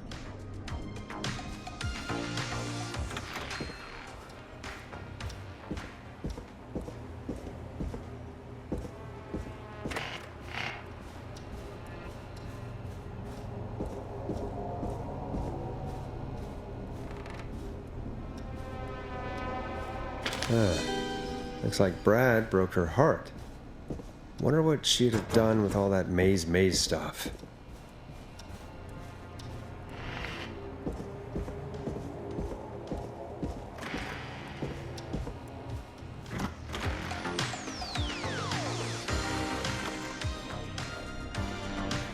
Any luck?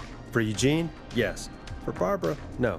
Brad canceled the date, so Barbara left her tickets and a map for the maze behind. Ugh, Barbara can do better than... Never mind. Let's save the kid. Eugene called while you were away. He's on line 1. Time to turn the music off. Welcome back to 189.16, The Scream. I hope you lovers like that track. And I hope we can help our lover in the maze. Eugene, you're back on air. I'm lost, Forrest. I just ran and I don't know where I am.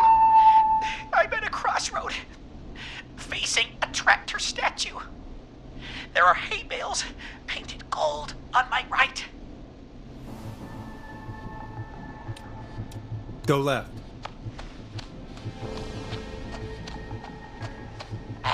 Okay.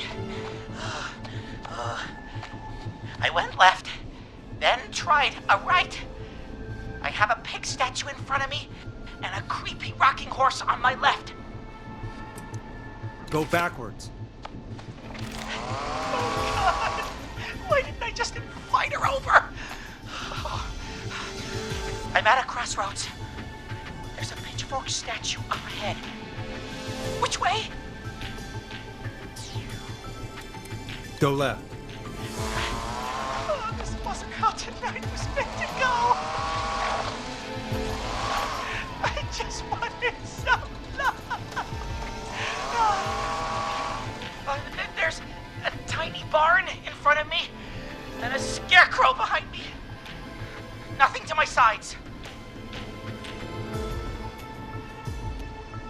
Go right.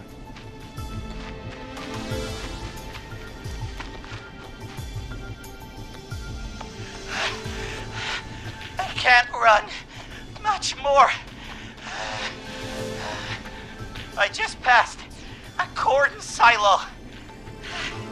Didn't see anything else.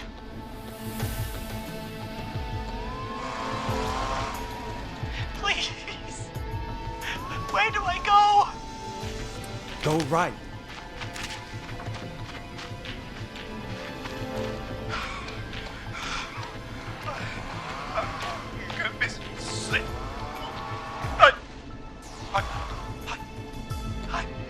I'm out. And my bike's still here. Oh, thank you, Forrest. I love you, Molly! That was tense. I think I held my breath the whole time. I think it went pretty well, all told. I think you're right. By the way, why do you think Molly missed their date? Do you think she's okay? Unfortunately for Eugene, I think she probably never left home.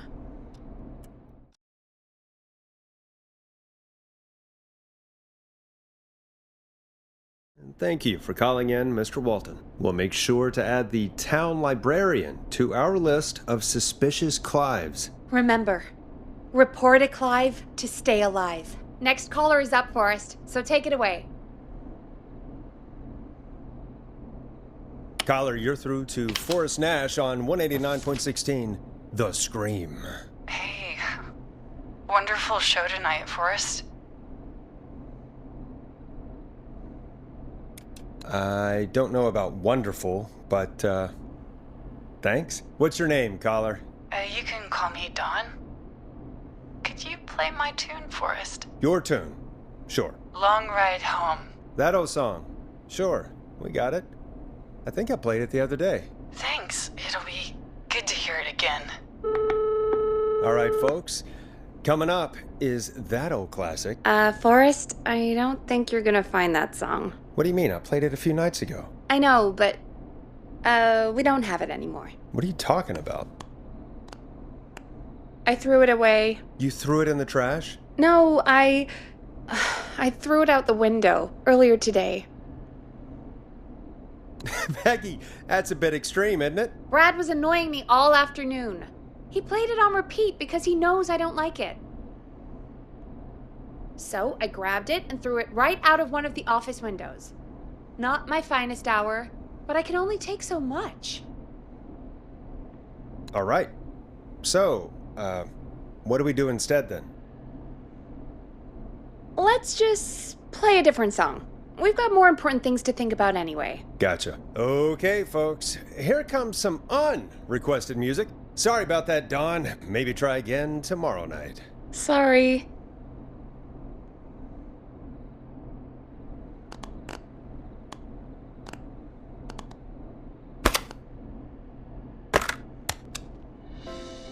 It's David Scopo with Moonlight.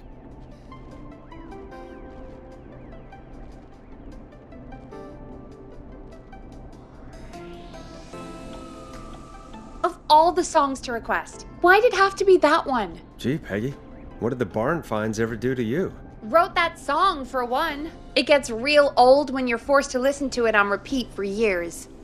Why couldn't they just request Roddy? Oh, Forrest, scrap the song. We have another caller. Sorry to cut the music short, folks. Callers take priority tonight. Welcome to 189.16, The Scream. This is Forrest Nat. Forrest?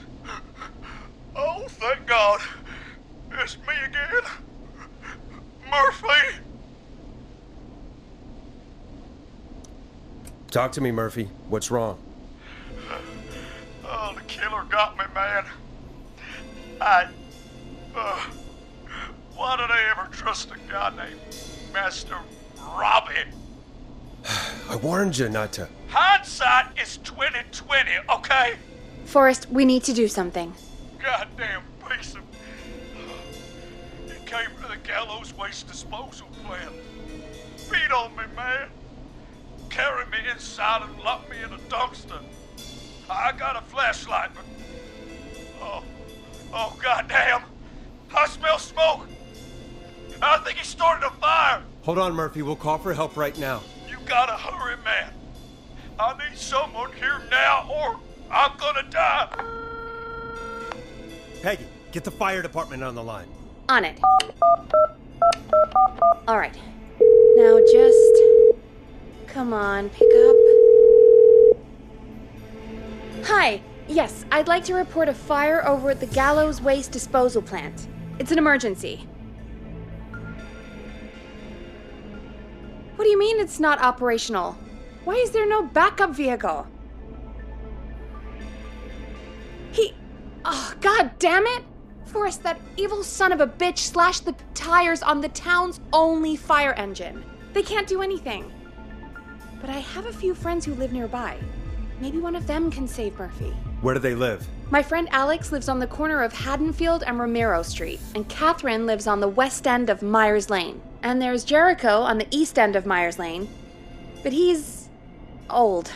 Really old. Okay, I'll check the map, see who would be best to do this.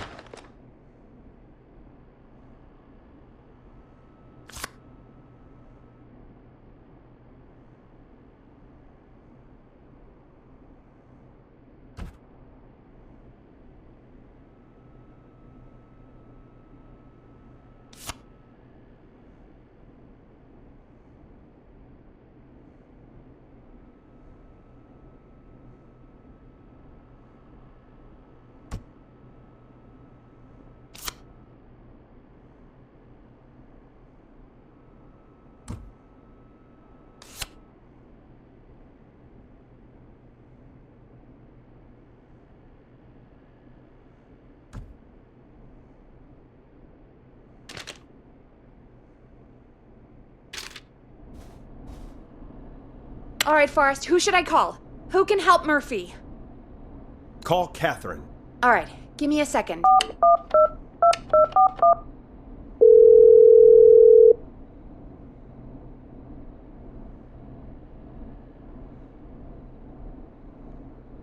They're on the way. They'll call from the plant.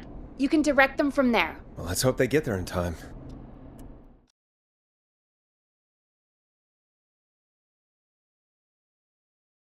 Call coming in. It's Catherine. She and Murphy are now both on the line. Hello, Catherine, are you there? What's happening at the plant? The whole damn thing is up in smoke. God damn it. I'm going in. Oh, my reception is terrible in here. God, my eyes sting. Go to recycling. Recycling. Got it. Come on, Catherine.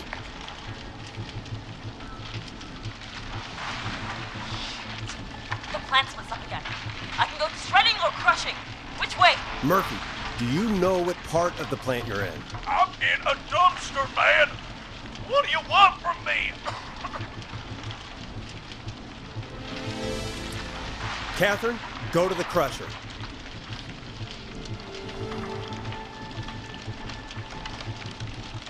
Okay, it's super loud.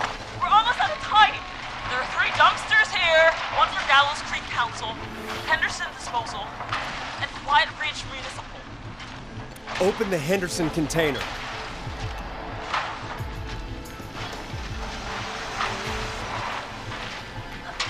The lock is I found him! Thank God! Let's haul ass! It's coming down! Oh, shit!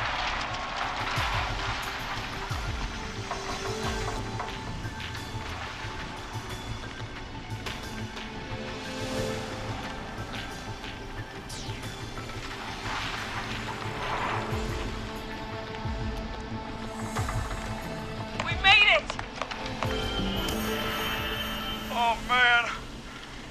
You saved my life. Thank you. Thank you. And I swear to you, Now, I'm gonna raise Fernando to be like you. And I'm getting my money back from Master Robbie. Hey, you just get home to your son, okay? Will do, Forrest. Well, folks, Gallows Creek has two folk heroes tonight, Murphy and Catherine. I'm sure their deeds won't soon be forgotten. Great job, Forrest. No time to celebrate, though. We got a caller. You know what to do. All right, folks. Another of our good citizens is on the line. Let's see what they have to say. Welcome to 189.16 The Scream, with me, your host, Forrest Nash. Forrest, Teddy Gallows Jr. here. I just want to say that my thoughts and prayers are with my Gallows Creek neighbors during this awful time. Oh, it's mayoral candidate and scion of the town founders, Mr. Gallows. Are you in danger? We need to be a town of law and order. We need cops who have the tools and funding they need to keep us safe. Okay, Teddy. I know you're an outsider to our little town here, Forrest. But you're really stepping up to bat for us all tonight. I just want to say thank you for taking a swing for Gallows Creek. Jackass. Teddy, this isn't the time for your political ads. Stop. I just want to make sure our town is safe and prosperous. That's why the Gallows Family Factory, founded by my father, Theodore C. Gallows, God rest his soul, which employs over 200... Teddy, unless you've got an emergency, I'm cutting you off. You know what? I do have a problem. A problem that's ruining our town. You know what it is? I didn't ask about a problem. I said emergency. The problem is that woman, our current mayor, Linda Cartwright. Oh, here we go. She just isn't one of us. Linda Cartwright is un-American, unstable, and... You're not better than anyone, Teddy. Just because you inherited half the town. Your producer sounds a little unstable, too. Don't you dare speak to me that way. Cut him off, Peggy. I can guarantee this kind of thing will not happen when I take office. The moral decay of... And that's enough of Teddy Gallows Jr. for one lifetime. I always feel disgusting after hearing him talk. Just play an ad, Forrest? I need a minute. We'll be right back after these messages.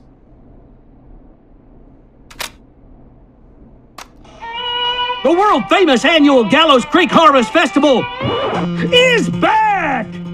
We got it all out on Giblet Field. We got the Little Miss Harvest Pageant, Princess Harvest Pageant, Harvest Queen Pageant, Cotton Candy, Corn Dogs, Cornhole, Corn on the Cob, Crokinole, Country Music, Can Jam, Jams, Jellies, Jamborees, Juggling, Roller Rickies, Roller Disco Lessons, Praying.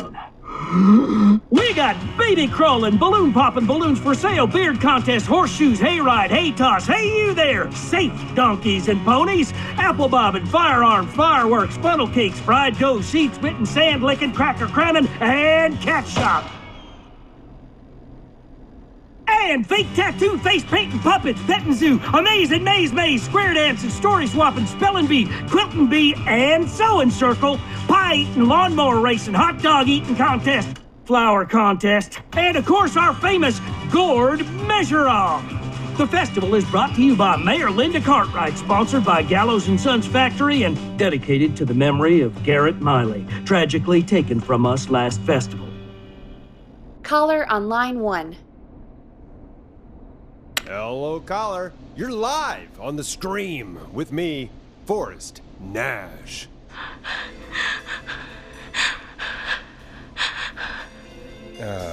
Hello, caller. Who is this? I need the police. I'm Forrest Nash. I'm standing in for 911 tonight. What's wrong? There's a guy hunting me and my friends. I think he's killed some of them already. That's him. He's just outside. I can see him from up here. God damn it. She's just a kid. Where are you? Are you somewhere safe? Oh my god, oh my god. Stay with me, kid. Focus. I can't do this. Yes, you can. Focus. Tell me, what's your name?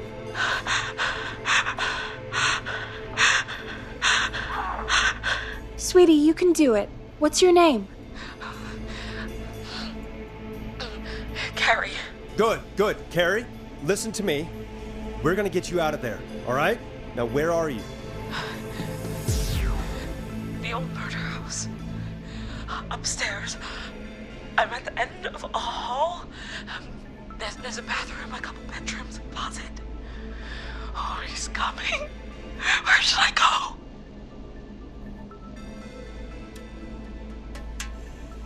Go to the bedroom. Okay, I'll...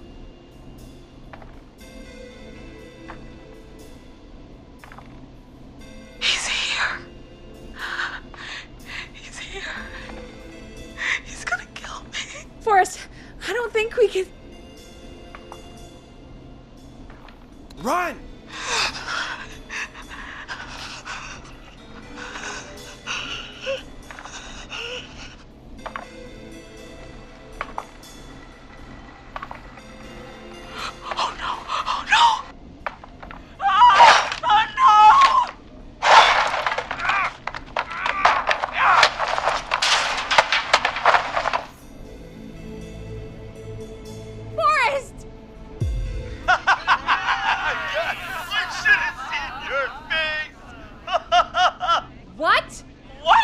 What? Are you kidding me? Okay, what the hell is going on here? Who's on the phone, Carrie? The cops? It's just a joke, jeez. Wait, isn't that... Jimmy, that wasn't funny, you sicko! Of course I called the cops, but some guy just answered instead. What guy? Forrest Nash. What the hell are you all doing? It's prank night, old man. We're just having fun. That's the kid! The kid who called in earlier pretending to be the whistling man. That's it. I'm out of here. Jimmy, this is a pretty sick thing to do. What? It's whistling night. That little idiot. Whistling night? It's a stupid tradition. Especially stupid since that one kid died back in... Would you take off that stupid mask if it's hard to breathe? Who's under there anyway? Is that you, Seth? Idiot! Seth is right next to you. That's, wait. Oh no. Who are you? Oh no, man!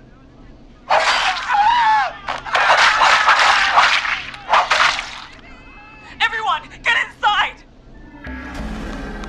Everyone, run! You two, barricade the door. Scott, Heather, you barricade the back. As long as he's out there and we're in here, we're safe, right? You bought time, but not much. Forrest, we have to... Heather, I already called the cops. Forrest picked up. He's the best we're gonna get. Who is with you, Carrie? My friend, we drove out to the old murder house and... Oh, of course! The van! Who's got the keys? Jimmy had them. Jimmy. Oh.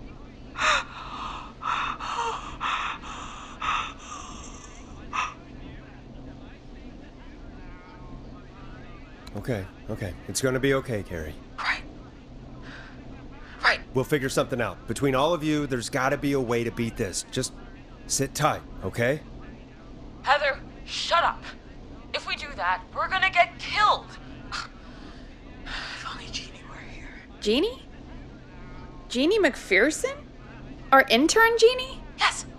She's my best friend and the smartest one out of all of us. She stayed in tonight. Forrest, listen. We'll see what we can come up with, and, What? Scott, you're not any good at... And... No, Chad.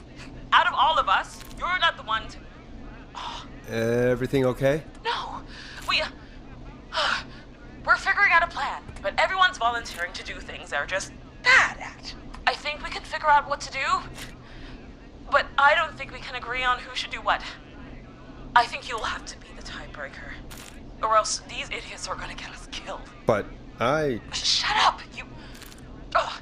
Forrest, I'll call you back. But I don't know anything about your friends. Ugh. These damn kids never learn. Breathe, Peggy. It's okay. Ugh. They do this kind of thing every year, Forrest. People get hurt. All right, folks. We're gonna work out a way to save Carrie and her friends. This next one goes out to all the trapped kids out there. Hope you enjoy this one as much as I do. Peggy, you mentioned something about their friend working here? An intern? Yeah, Jeannie. Seems a nice enough girl, but a bit head in the clouds, you know? Not sure why we took on an intern. We really didn't have the office space for one. Poor thing got tucked away in a dark corner somewhere downstairs, I heard. All right, I'll go see if I can find her desk. Hopefully she has something we can use. Friendship quiz. This might work. Hey, you find anything that'll help us out? Peggy said her desk is downstairs. Yeah, I found a friendship quiz with all these kids on it. If you think that'll help, then good enough. Carrie's on line 1, whenever you're ready. Okay, Forrest, shut the music off. This is Forrest Nash, back again with an unlucky caller on this unlucky night. Carrie, are you there? Yes, we've got a plan, but we can't agree on who should do what. You want me to be the tiebreaker? Exactly. I'm ready. What's the first step? Okay, first things first, we'll need a spotter. Someone who can keep an eye on the killer. We'll need someone on the roof. It's gonna be a hard climb. We're deciding between Heather, Kyle, and Hot David. Heather's got this. Yes, Heather, he picked you. Now please, stop talking about all your cheerleading trophies. Part 2, the Whistling Man padlocked the gate back to the road. Before we drive out of here, we need someone to pick the lock. Seth, Jennifer, and Scott all want to do it.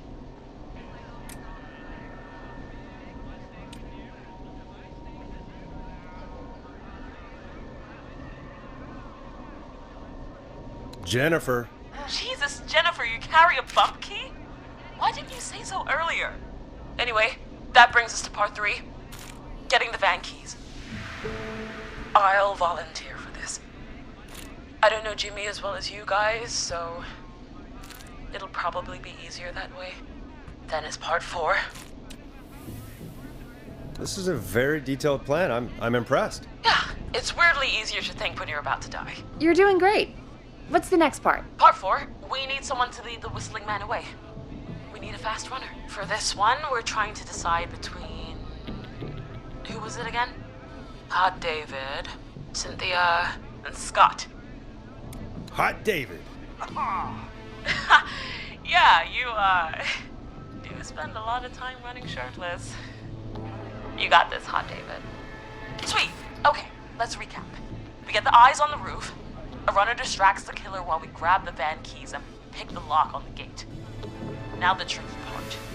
The getaway. Ooh, what's the plan there? Well, we can't all outrun the Whistling Man. But he thinks we're just a bunch of stupid teens. So, let's use that against him. Part 5. We trick the killer into a trap. Someone can pretend to be injured. Who would make the most believable bait? Who you got? We got Lisa, Tammy, and Cynthia.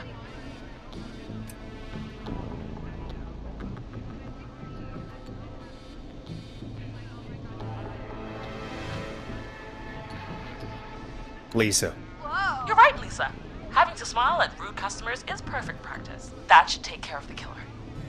And then it's time to get out of here. Finally, part 6. We need someone who can drive us through the woods and back to Gallows Creek alive. Who's our getaway driver? Should it be... Who have we got? Chad? Scott? Cynthia? Whatever. Forrest, you know what to do.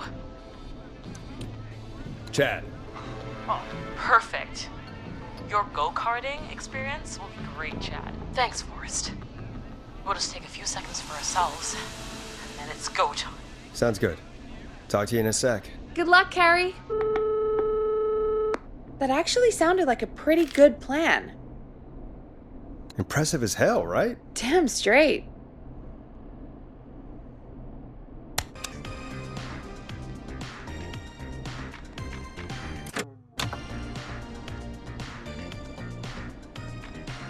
Oh, the kids are back already. Line 1 again. If you're just tuning in, we're coming to you live with a bunch of teens about to flee a madman. Listener discretion is advised. Are you ready, Carrie? We're good to go, Forrest. Good luck. And Godspeed. You got this. Here we go, everyone. Spotter, to the roof. Go, Heather. She's off and away. All right, Renner. Get ready. Wait for the spotter's signal. Spotter says go.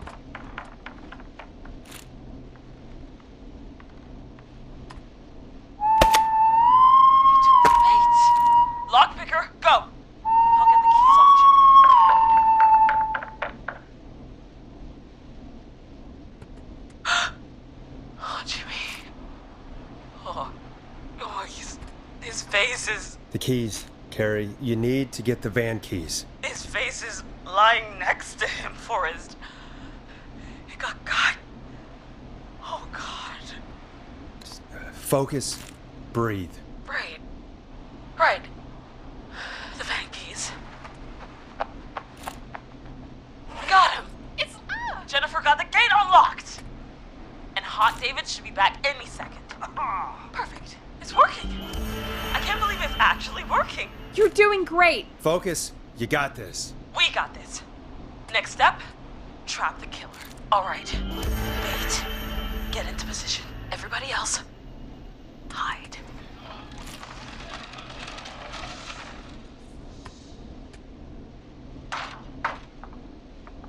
Okay, performer. Now, act like your life depends on it. Oh. There he is. He's buying it. Got it. Now!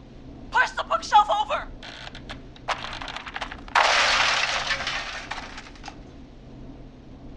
Oh my God! He went through the floor! Spotter! You need to climb down now! We gotta go! She's coming down. And yes! Heather! Quick, everyone to the van. Driver, take the keys.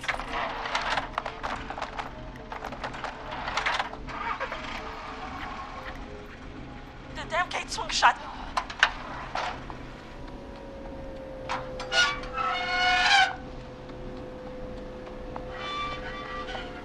Huh? What? It won't stay open. I'll hold it. You drive through. Carrie! What was that? It's a whistling man. Drive! Now!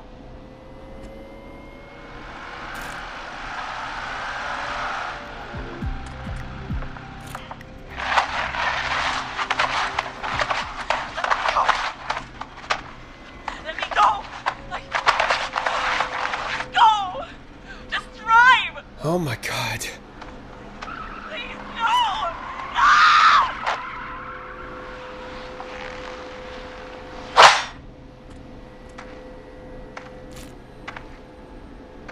Carrie?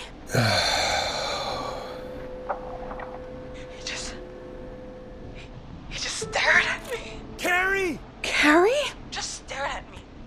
And walked into the woods. I don't understand. Thank God you're okay. Can you get somewhere safe? I can make it home. Thank you both for helping. If you hadn't, It was your plan, Carrie, and it was a great plan. It was really all you, Carrie. Still, I need to get home. Breathe, Carrie. You're okay now. I'll call you when I'm somewhere safe. Talk to you then. Folks, that was a lot.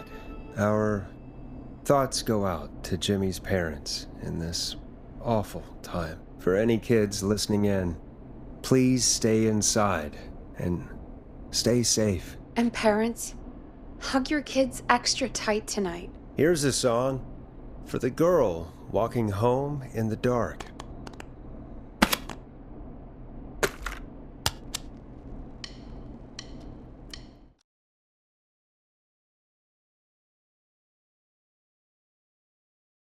Hey, we had a call come in.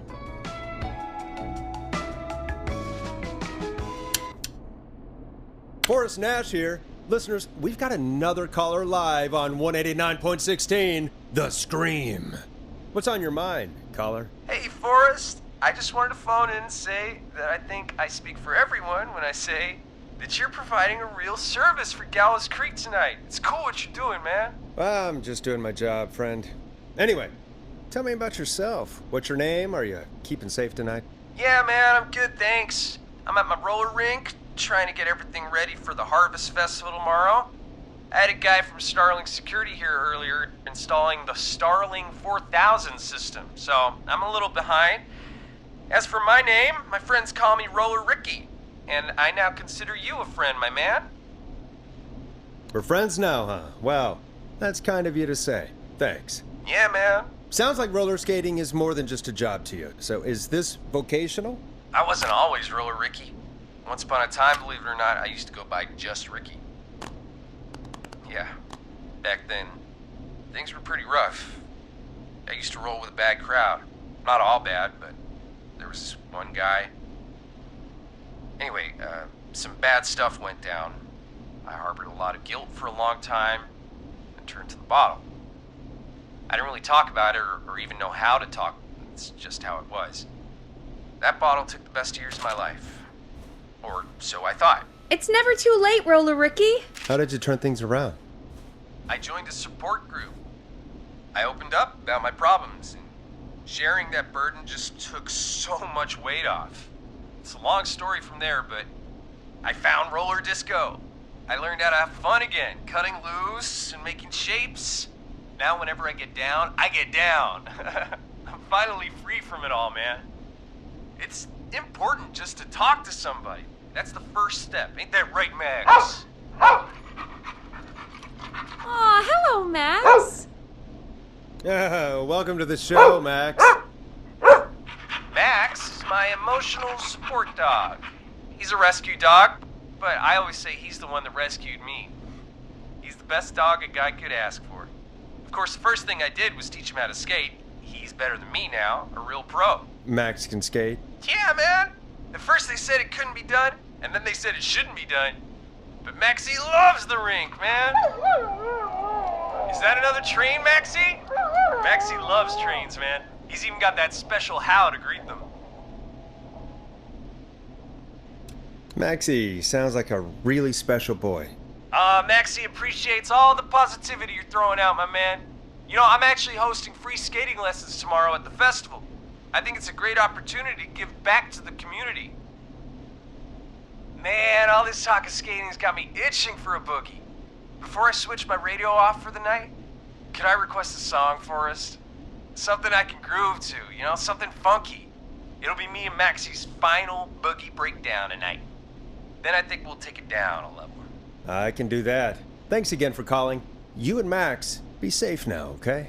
Bye, Maxie. You got it, man. Peace. Well, folks, this next one goes out to Roller Ricky and Max. Enjoy. You're gonna love this next track. I really needed that call, you know, after everything. Yeah, I get that. He talked a bit much for my taste, but it is inspiring to hear somebody come back from the brink like that. Yeah, that's what I meant. You were thinking about Max on skates, weren't you? Well, would you look at that? Another caller on the line. What are the odds? Better take it. Welcome back to 189.16, The Scream. This is Forrest Nash. How are you tonight, caller? I'm doing okay. I made it home safe. Gary! Hey, I just wanted to thank you for doing what you could earlier. You know, even though we lost Jimmy, and I don't know. Hey, it's okay. You were so brave earlier. You're safe now. I wanted to ask you why he didn't. Why am I? Why what, Carrie? Why did he spare me? After what he did, why let me go? Maybe he didn't kill you because he saw you as a victim. Maybe. But why would that After everything he did to... These stupid hazing nights have to stop. Carrie, you did so well tonight. Stay safe and rest. Help is coming to Gallows Creek. We just need to hold on. Thanks, Peggy. Hey, Forrest? Could I request a song? Of course, Carrie. What song? Any song by Blast Processor. And thank you. This next one goes out to Carrie.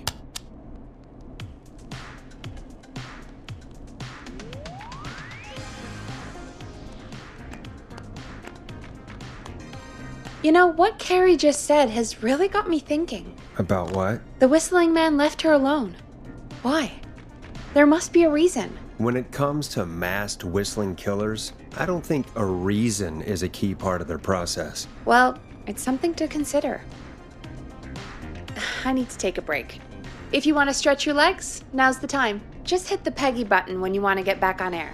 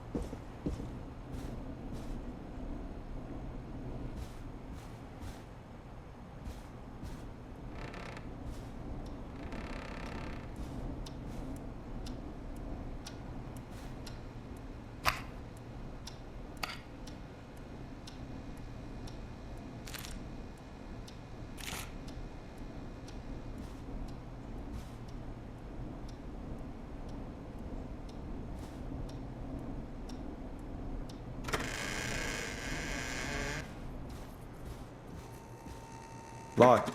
For now.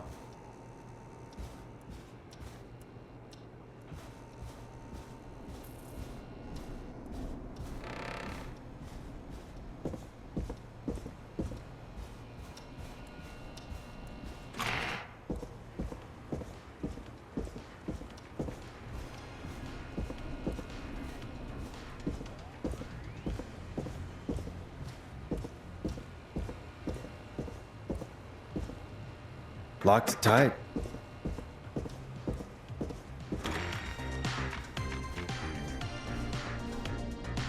Let's get going, Peggy. Alrighty, we could run another segment or... Scratch that, Forrest. We have a caller. You're through to 189.16, The Scream. What's your emergency? Hello again, Forrest. Oh, that call with the teens was awful. Those poor kids. Still, I'm glad the girl didn't get hurt. Thanks for your concern. Are you in trouble? What's on your mind? I wanted to ask you again to play my song, Forrest. You said you were going to play it, but you didn't. Your name was Dawn, right? What, Peggy? Yes. Oh, well remembered. My name is Dawn, and I wanted to ask you again to play my tune, Forrest. Long Ride Home? You know, the one that Peggy said she threw outside the window? I'll play a track for you, Don, but maybe pick another one. We don't exactly have that one in rotation right now. No, Forrest.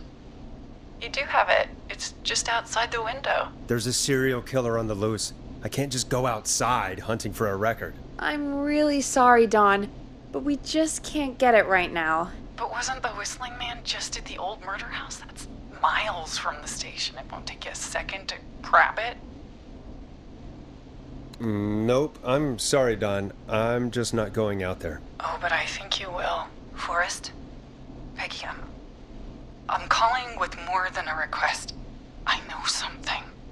I think I know who's gonna be next. What? Are you serious? Play my song, Forrest, and you'll find out. Well, folks, here's some music for you while I think things over.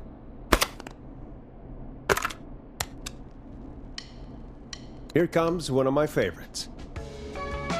Is she serious, Peggy? She's serious about hearing that song, that's for sure. Peggy, I mean, is she serious about... I don't know, Forrest, but we don't really have a choice, do we? If she's telling the truth... All right, I'll do it.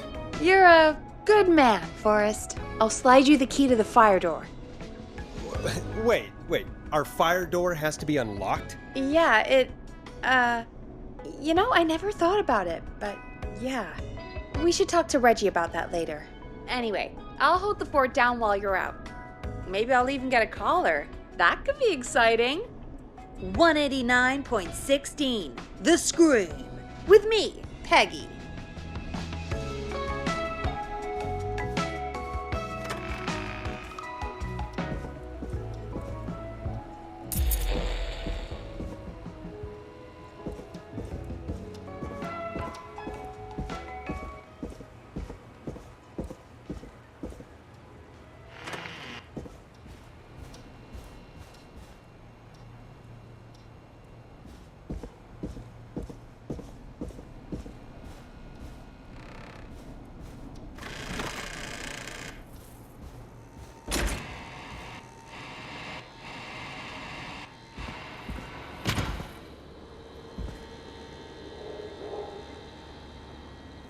You know, I hope she'll be happy when I'm brutally murdered by the Whistling Man.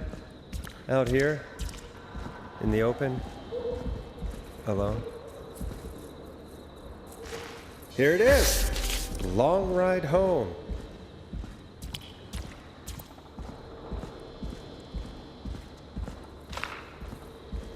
Of course, it locks behind me. And of course the key doesn't work on this side. Fantastic. Maybe there's another way back in through the basement. A door, elevator, or something.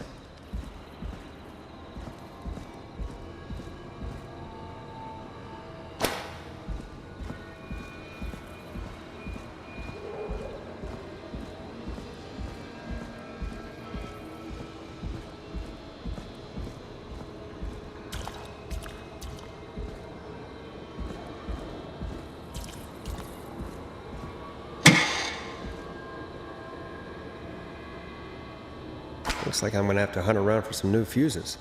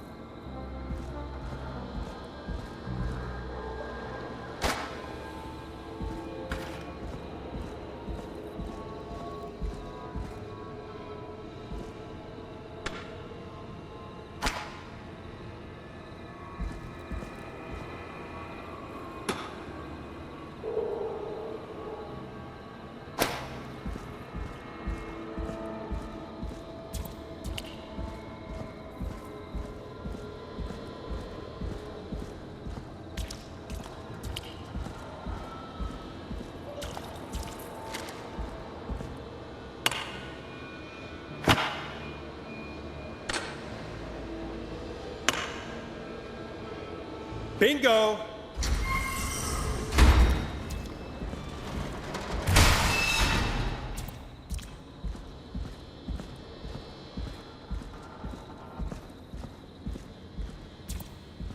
I could probably survive that fall.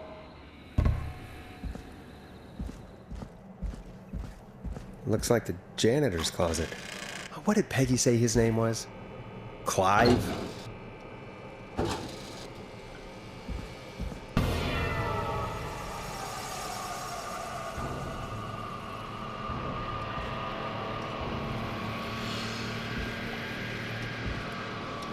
Huh.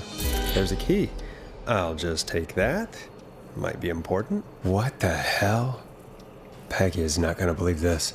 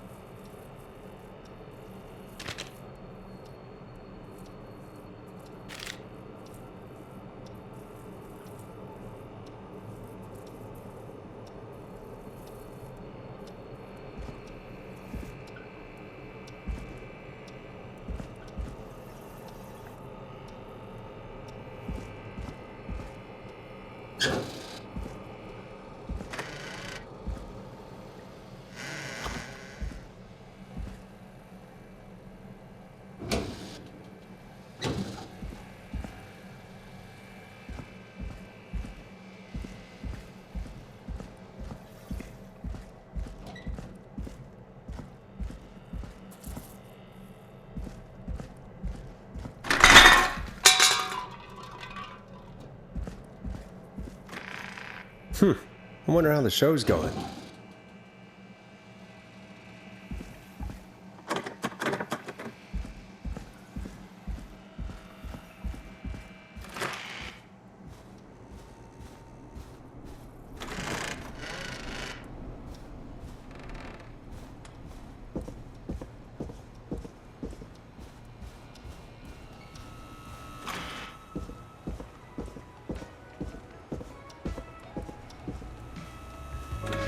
Isn't that such a good song, folks? And now for... Jesus, Forrest, you've been gone for ages. I thought something had happened. Something did happen. Clive, the janitor, might be Clive, the murderer.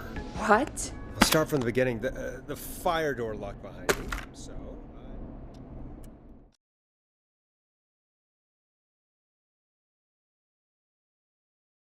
Why did you heave that thing all the way up here? Because the basement's creepy as hell, and I don't like standing around down there. Fair. All right, let's run through this again. We have a creepy board you found in a creepy basement made by our creepy janitor who you think is the creepy whistling man. Yep. And on the creepy board are the names Chuck Brody, Kim Walker, Rebecca Allen, and Aunt Williams. Correct. And you think one of these people will be the whistling man's, Clive's, next target. That's right.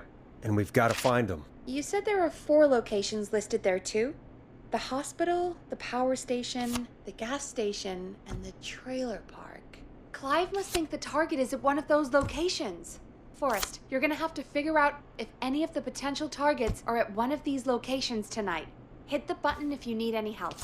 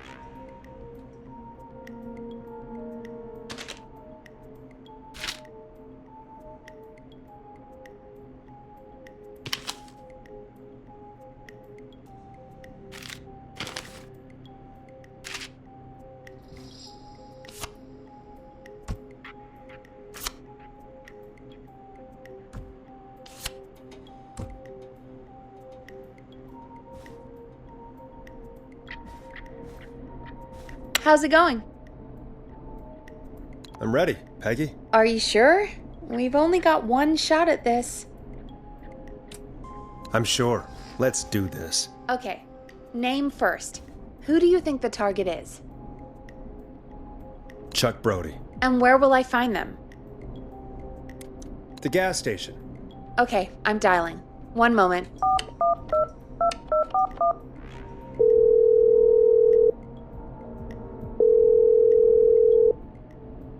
Hello? Chuck Brody! Listen, I know this sounds crazy, but we have reason to believe the Whistling Man is coming for you. You need to get yourself and everyone else out right now. The Whistling Man? Who the hell are you? Who is this? This is Forrest Nash. Listen, the Whistling Man's back. We found a list with your name on it, and... Oh, God. It's today. The year I finally let myself forget. Quit talking and run! I think he ran off. Well, fingers crossed that Chuck... Jesus! It sounds like something blew up! He's using bombs now? Is Chuck? I don't know. Hang on, we're getting a call. Hello? Chuck? Chuck! Forrest! The whole goddamn gas station's gone up. Is anyone hurt? I don't think so. I got everyone to follow me out. The town's only ambulance was blown to hell, though. Yeah. Damn it, that fireball threw me. I've got to get to the hospital. I'm not feeling great. Forrest, man, I can't thank you enough, but... Damn, I gotta go. Wait, Damn it, we lost him. What was that about today? Oh, Forrest, the call board is lighting up. Get us into some music while I deal with this. Here's some music while we regroup here on KFAM 189.16, The Stream.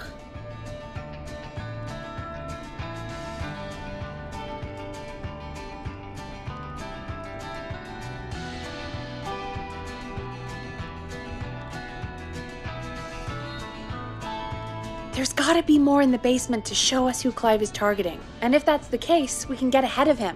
Stop the killings before they can happen. Forrest, we need to go back down. By we, you mean me, right? Yep. Like I said, I need to handle all these calls. Maybe start with that creepy mannequin room you mentioned before. I still have a lot of questions about those, by the way. Me too.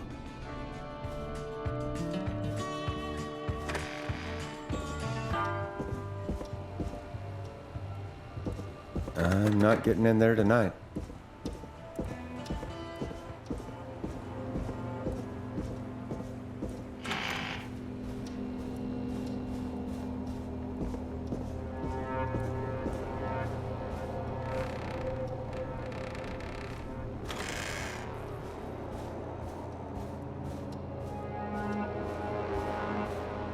It's not opening.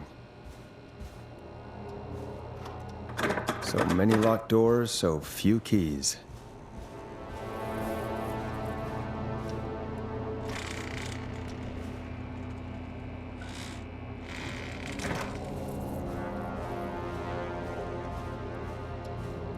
I need a key to get in there.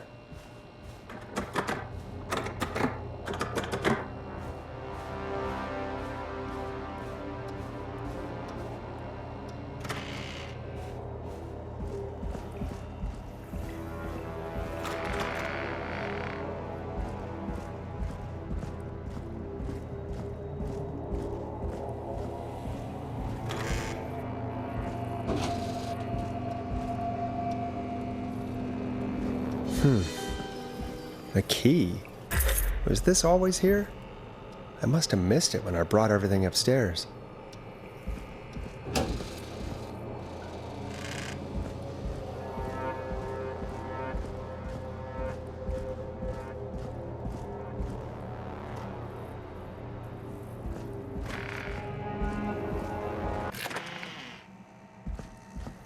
Hey, Forrest! Peggy, give me some warning before yelling down the intercom? Sorry. Buzz the intercom when you find something and want to discuss it. Peggy, I've found a tape and a map down here. A map of what? Looks like it might be to somewhere in this storage area. Weird. Well, maybe the tape will give us more information. Give it a play.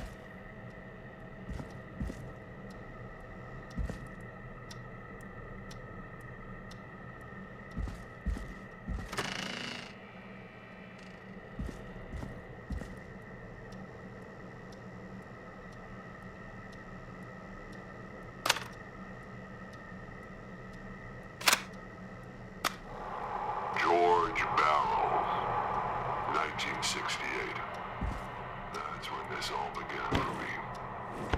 Follow the maps, find the tapes. I'll be waiting. Wait. George Barrow? I heard that he drowned after a night out drinking. Actually, Clive? Has Clive really been the whistling man for that long? He says I need to follow the maps and find the tapes. I guess that's what this map is about. I think we need to see what else is hidden down here. Be careful, Forrest. Keep looking. Buzz the intercom when you found something.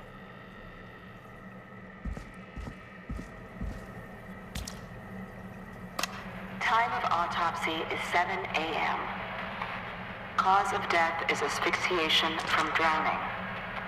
The degree of rigor mortis indicates that the subject has been deceased for 5 hours.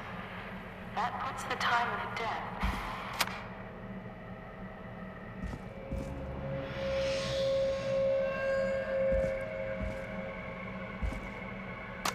Small lacerations to arms, legs, and face, typically obtained by running through foliage. Severe blistering to the feet, as though This the looks deceased useful. had been running without stopping.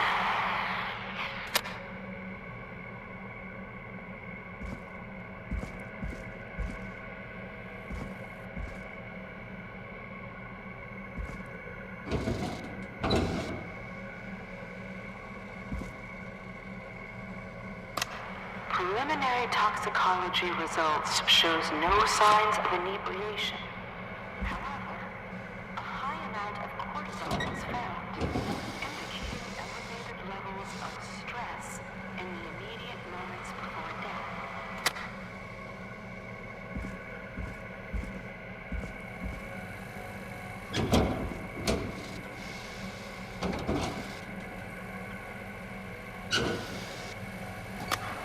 Additionally, there appears to be a post-mortem injury to the arm. It looks like it was trapped in a car door.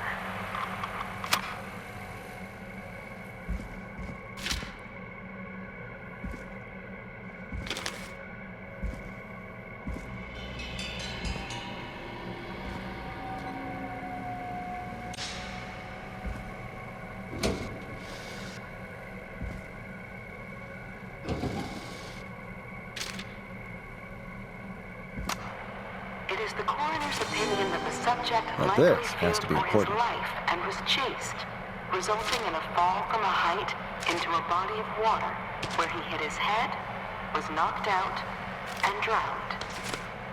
Following that, he was moved. Dr. Sullivan, we need to have a talk. That recording. Shut it off.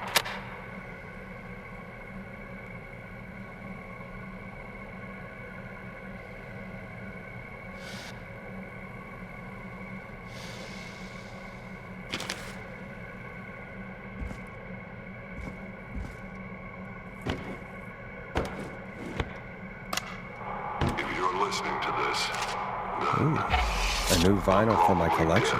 What the? I'm a man who likes to stay informed. I've got subscriptions to newspapers all over the country. A few weeks ago, I noticed headlines cropping up in those papers, one after the other. Each headline about a murder. Each murder, the death of someone I knew almost 20 years ago. And each one drawing closer to Gallows Creek. Drawing closer to the anniversary. None of us are innocent, but I don't think we deserve killing. All I hope now is that I can save some folk from the worst that I can. I don't know. Do something to make up for what I did back then, I guess. I didn't kill anyone, mind you, but that's past mattering. Now, there's more I could say than I should say, but my employer made it clear that my family would pay a high price if I ever spoke out. So, hopefully I've said enough for you, listener, whoever the hell you are, to start putting the truth together. What the hell? Peggy is not gonna believe this.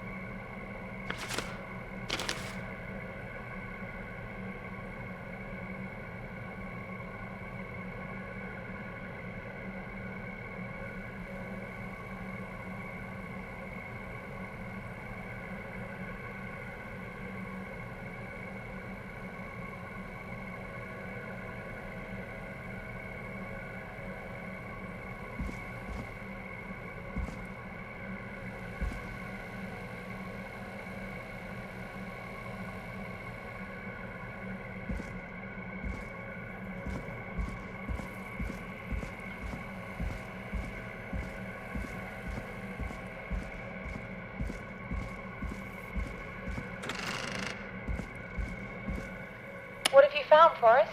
It's an autopsy tape. Doesn't say for who, but I think it must be for George. Poor George. He was so young. Something's bugging me, Peggy. What do you mean?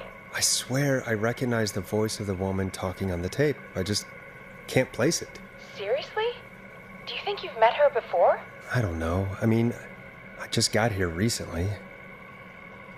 I don't know. Found another tape. It talks more about how George died. What did it say? It sounds like he was running for his life. Sprinting through trees and bushes, getting cut up all over. What would drive someone to do that? I'm not sure yet. There's also a tape about a toxicology report.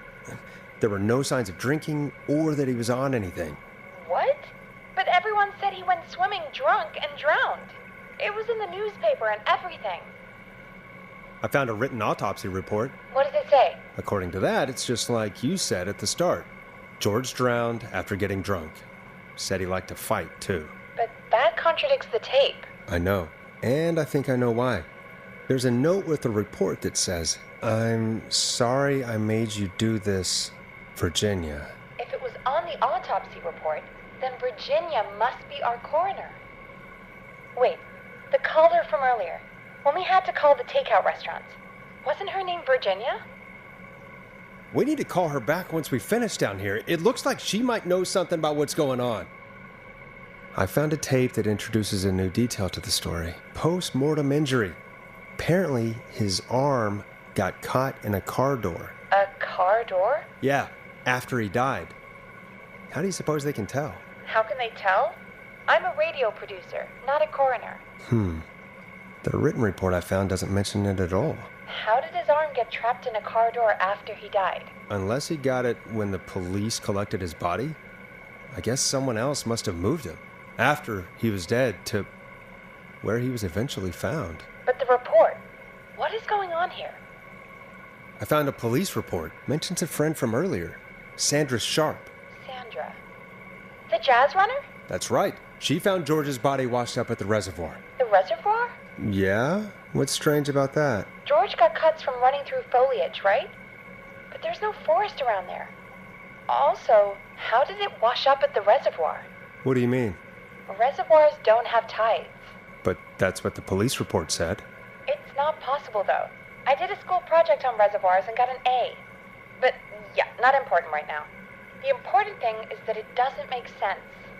What are you suggesting, then?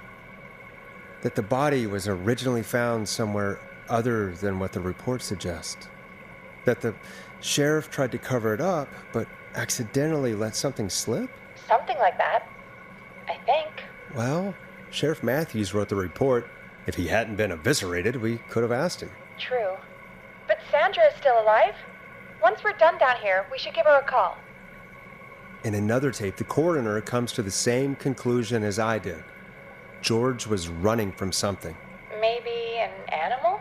Maybe, but then there's this next bit, where the coroner thinks he was moved post-death. So she agrees with us.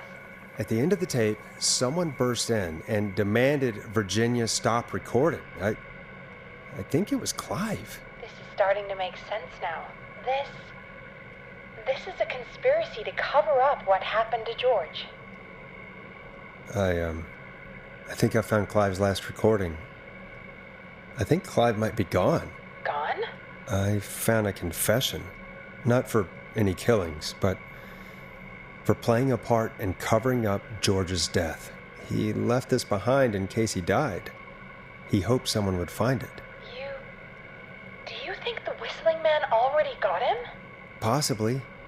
We've had a lot of callers tonight, but maybe not every victim made it to the phone, you know? We don't know how many there really are. Christ, Forrest, that's dark.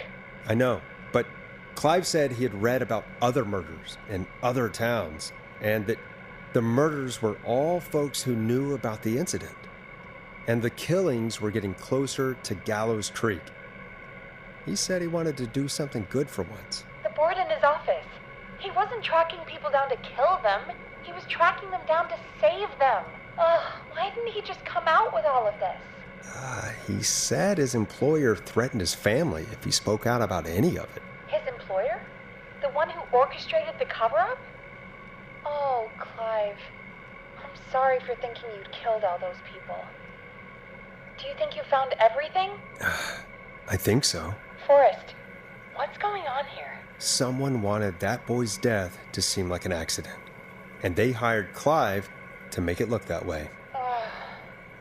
Come back upstairs when you're ready. We need to figure out our next step.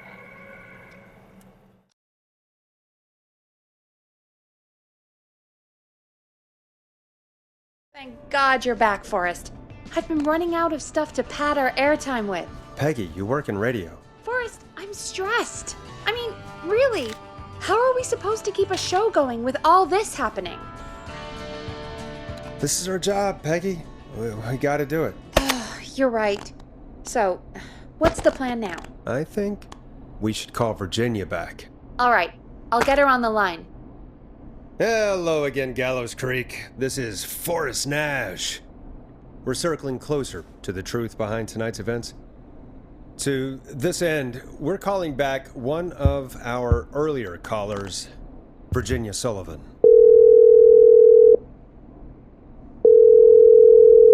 Fretman Plunker here? Who's this? Is it you? Goose? Plunker, hey, it's the Radio Man, Forrest Nash. Radio Man? What's up? Solving mysteries, saving lives. The huge. Right on. Plunker, what are you doing at Virginia's house? She asked if we could stay to keep an eye out for that whistling turd. So we're hanging out, bro. Well, that's big of you, Plunker. No, it's nothing. Can I speak to Virginia? Sure thing, Radio Man. I'll just go get her. Who is this? Hey, Virginia, it's Forrest. I'm glad you're still okay. Oh, Forrest. Sorry, I'm still jumpy. Don't be sorry. You've been through a lot. I'm so sorry this happened to you, Virginia. I thought I was. I thought... Easy. We're not calling to talk about earlier. We're calling because we think you can help us understand why this is happening tonight.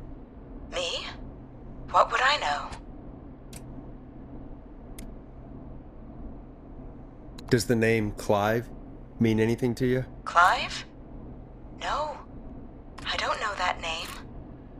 What are you asking about this for? You mentioned that name earlier when you called us the first time. I don't know what I said then. I was petrified, Forrest. Clive's the janitor at our station, and we know you spoke to him in the past. Forrest, please. You don't know what you're doing.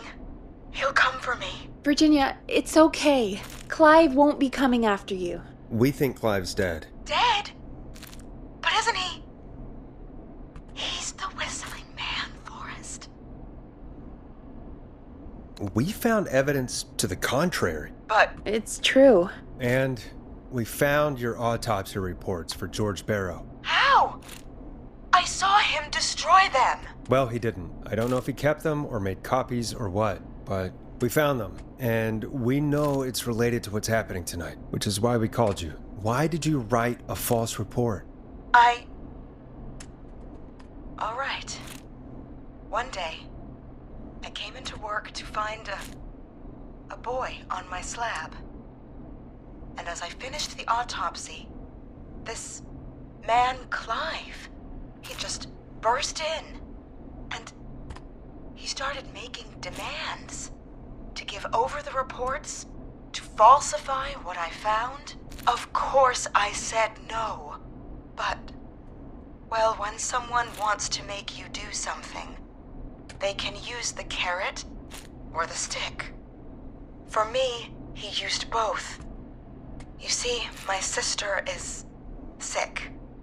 She has a chronic condition that's never going away. It's expensive to treat, and it was getting to where I couldn't afford it. And Clive promised me that his employer would pay for my sister's treatment if I did what he said, and that if I ever spoke about this, he'd beat me to within an inch of my life. I don't know why he had me do it, but my sister needed me. You have to understand. She needed me. We understand. Thank you, Virginia. That was brave. God, I just want this nightmare to end. This will help end it, Virginia. Thank you. Stay safe, Virginia.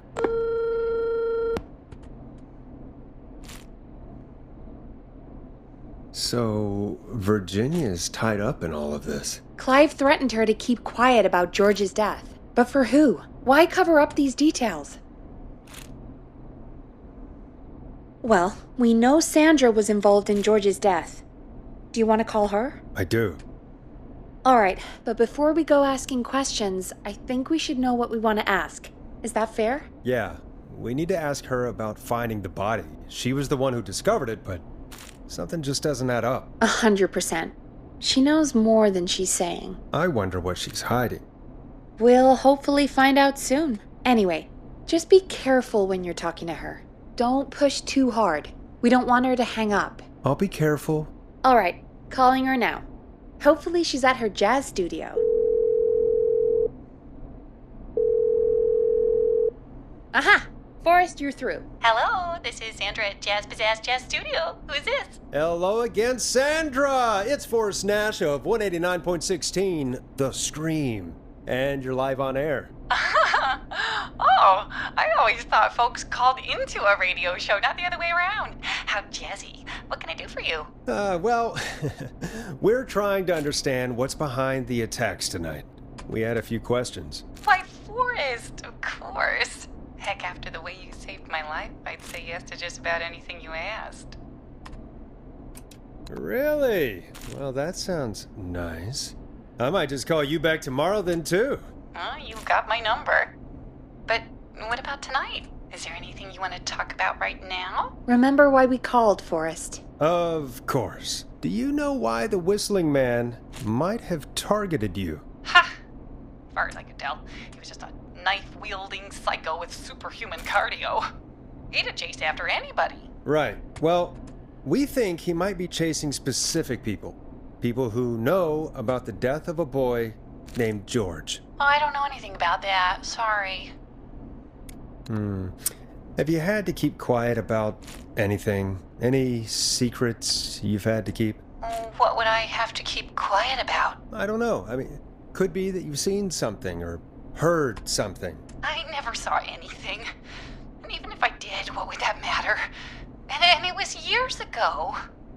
Sandra, are you okay? It was years ago. We know, Sandra. You do? You know about? Yes. Of course. This studio is my life. After I found the body in the river, I couldn't lose my studio. Do you understand? Sure. I understand. When the rent just kept going up, he said he'd stop if I just needed to keep quiet. And everything would be okay. Of course. We understand. I mean, it's not like I killed him. What was the harm in saying I found him in the reservoir instead of the river, right? Right? I'm sorry. I can't do this. And she's gone. I don't think that could have gone any better. You truly did great, Forrest. Well, folks, if anyone out there has any thoughts on what's going on tonight, please call in. That's good timing. We've got a call waiting just this second. Welcome to 189.16, The Scream, with me, your host, Forrest Nash. Hi, Forrest. I know this is really out of the blue with everything happening tonight, but I wondered if you could send this special birthday message to my uncle. You want to do that now? Really? Why? Of course now. It's his birthday. I won't have a chance to do it again until next year. May as well, Forrest. Fine. What's his name? Thank you, Forrest. He's my Uncle Ronnie. His first name's Peter, but he never liked his name. But since he always had salt and pepper hair, even as a kid, can you believe it? Folks always called him Pepper. Thanks for the history lesson. Is there anything besides happy birthday you would like to say to Mr. Pepper? Oh my god damn it! Yes! Tell him he can get the best birthday deals and party packages here at Putney's Pizza. Starting at You son of a bitch! Stop calling us! God damn it, Peggy, this is your fault. My fault? I said I didn't want to do it. Don't blame me because Brian Ponte can't control himself. Don't worry. We've already got another caller on the line. Just pick it up, okay? This is 189.16, The Scream. I'm Forrest Nash. You're on the air, caller.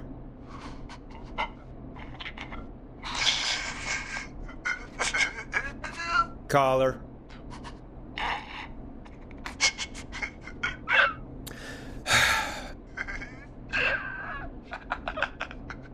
Ponte? Ponte's Pizza always delivers. Come rain or sleet or whistling man, we'll be there.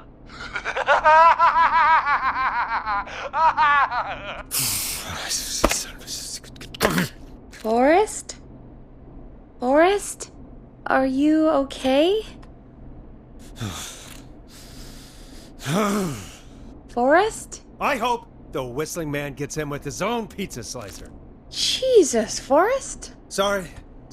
That was too much. It's okay. It's been a high-stress night. Don't worry about him anymore, okay? Not for tonight, anyway. I think he's spent for now. We've got another call, whenever you're ready. Folks, don't spend your money at Pawnee's Pizza. That's all I'm gonna say about that. Moving along, I'd like to welcome another caller to 189.16 The Scream. With me, Forrest Nash. Who may I say is calling? Well, hello again, Forrest. Dawn. We played your song, Long Ride Home. Did you hear it? Can you tell us? Never mind that now. First, I'm calling because I need your help. Dawn, we had a deal. Kept my end. Who is the next target? Oh, it's too late for that now. I'll be the judge of that. Oh, fine. Chuck Brody was the next target, but that ship sailed. How did you know it was Chuck? Well, if I tell you, I might just put more people in danger. People are already in danger. This might help. Forrest, I don't have time. I need your help. Do you mean Yes, he's after me now. you? I think so. He must have heard me on the radio helping you. Helping? You didn't exactly help. Maybe I've been helping more than you know. I was out following a lead, trying to work out who would be next, after Chuck. And what happened? And I started to feel like I was being followed. I came back to my apartment building, but this newfangled security system has me locked out. I need you to help me get inside. Can a neighbor let you in? I only moved in last week. I don't know anybody yet. There's not even a buzzer here, only the keypad for the entry code. I need that code to get inside. Which apartment block do you live in? Maybe one of our listeners lives there too. It's the new Woodside apartment building between the town hall and the trailer park, but I doubt any of your listeners live there. I don't have many neighbors. Sounds like a prime piece of real estate. The sound really carries at night. Shit. Is that a neighbor's dog? Yes, it is. Boy, I wish he'd muzzle that thing and... Oh. And now he's blasting David Scopo out of his window. This night can't get any... This little man is coming down the street. I don't think he's seen me yet. Forrest, please, I need your help. I need the code for that security system, or I'm gonna die. What's the name of the security system? There's a sticker on the box. It says Starling Security 4000. There's a keypad, and it looks like it wants a 6-digit number. Starling Security 4000, huh? That's right. Very newly installed. I need the key code before the Whistling Man gets me. Yeah, of course. Don't worry, Dawn. Thank you, Forrest. I knew I could count on you. I'll sit out of sight. Call me back soon. All right, folks. Here's a little tune for you all to enjoy while I try to break Dawn into her apartment. You were pretty quiet there, Peggy. Forrest, was it just me, or was there something... Yeah, it wasn't just you. Something was weird about that. Yeah. Well, tell you what. We have a Starling 4000, or whatever, here at KFAM. Clive bought one for the station. Maybe we can find something to help. Well, I'm not sure who. But to help someone.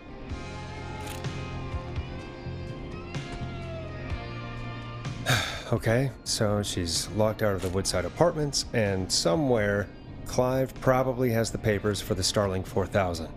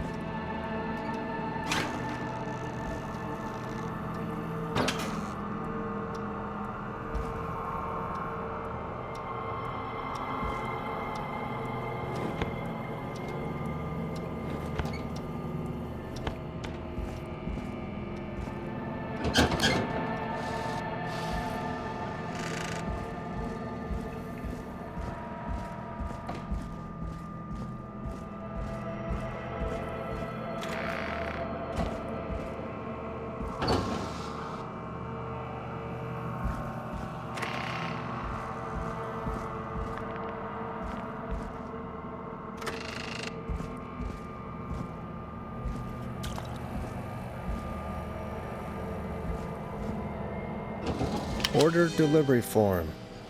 Starling must have left this by accident. This system's not even installed at Woodside.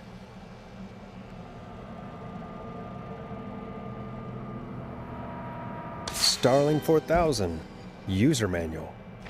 Ah, these codes should come in handy.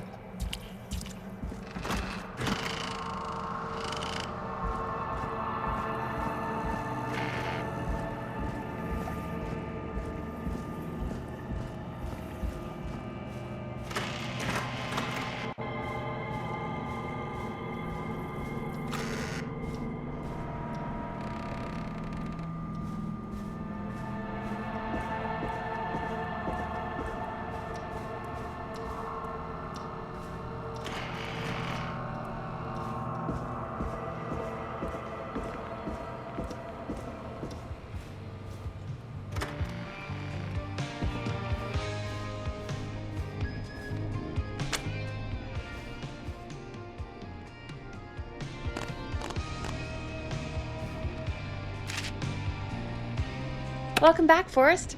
Find anything? The Starling 4000 security manual. It's got a bunch of codes. Good. And did you find anything else? I saw a list of everyone else who bought the Starling 4000. Know who was on there? Oh my god. Roller Ricky! Do you think we should give him a call? Is that crazy? I don't know what you'd say, but... That might be a good idea. Okay, one moment. I got the number here. Patching you through.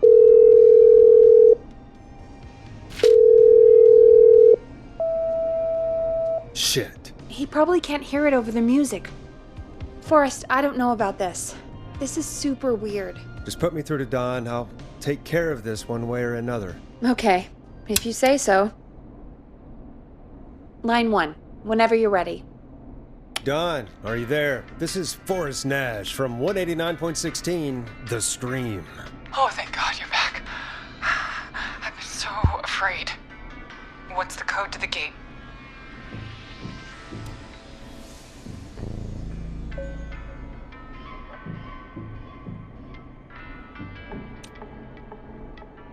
The code is 191519. Thank you, Forrest.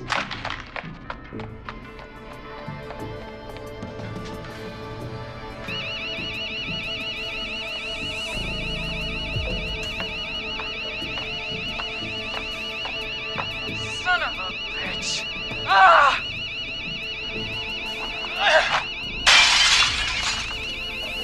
Is she?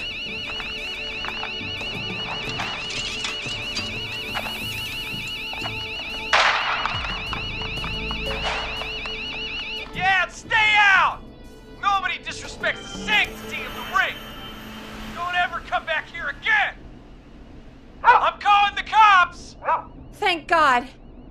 Hello? Is someone there? Ricky, get back inside and turn on the radio. Whoever that was, she was trying to break into the ring. She? Forrest, man, you got no idea. That was him! That was the whistling man! The alarm gave me just enough time to get my rifle. I don't like hurting folk, but I can't let anything happen to Maxie. He's my best friend, you know? Listen, man, I'm heading back inside. Gonna barricade that window. My man, thank you. You and Peggy can skate for free whenever you want, forever. That's a done deal. Thanks, Ricky. Can't wait. You got it. Talk to you soon.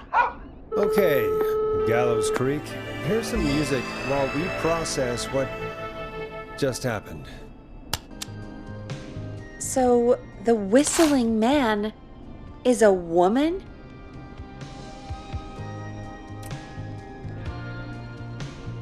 I know. I can't believe it. She called up. You spoke to her multiple times. I knew she wasn't right. Is that right, Sherlock? Why do you think she requested that song? To get me outside? Maybe, but how? She didn't know the song was outside to start with. That's right. She never actually attacked me out there. So? What now? I guess I should make an announcement. We do have new info. Okay, kill the music and you can make the announcement. Okay, you're live in 3, 2, Hey folks, this is Forrest Nash here. I hope you're all safely locked inside. For those of you listening to that last call, you might be wondering what to make of it all. Here's our take. We now believe the killer is actually a woman, one who might manipulate you into letting her in before she attacks you.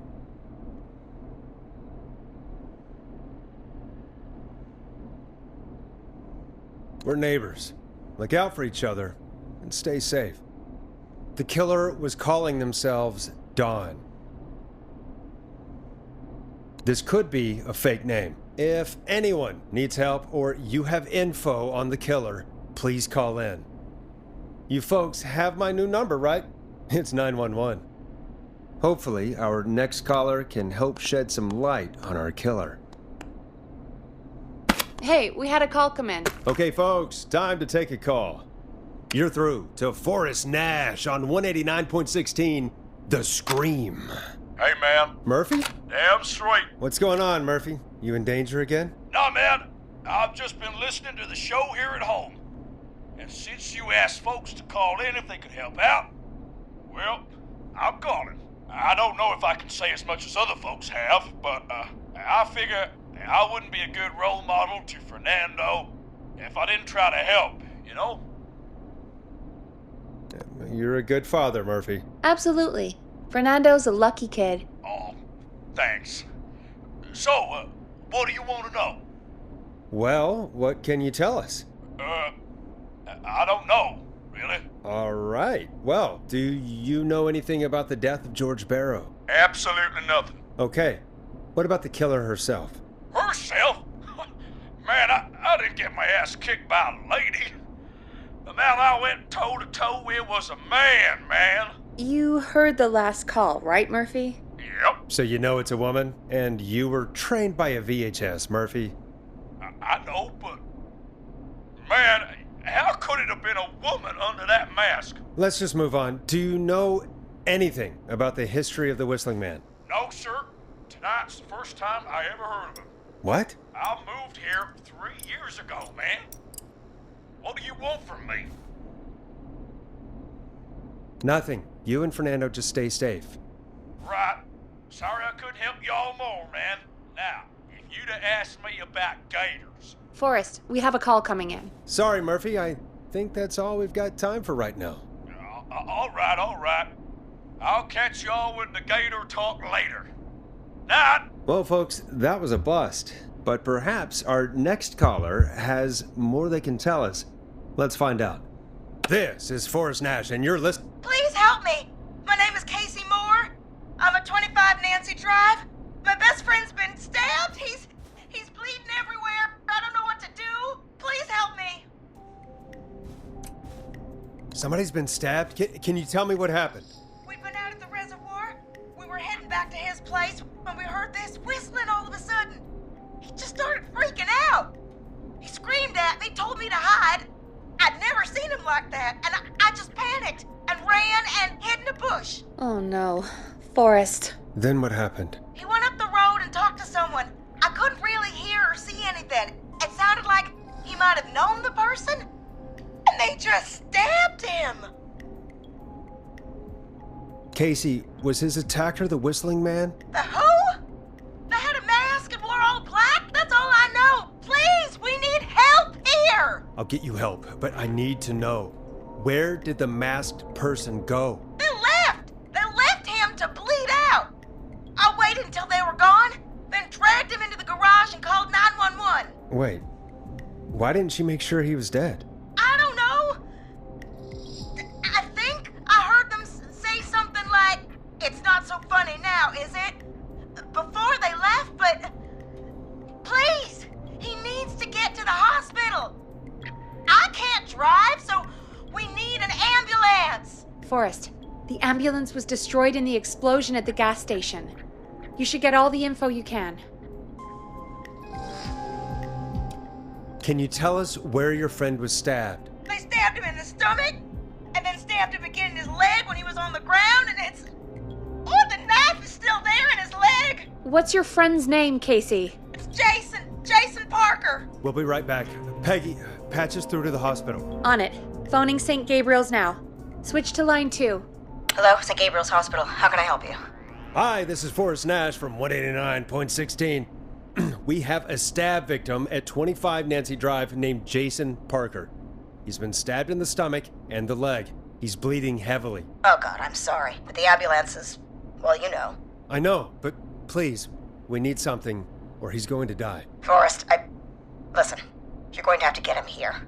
We need to see him and we can't get there ourselves right now. We don't have any way to drive him right now.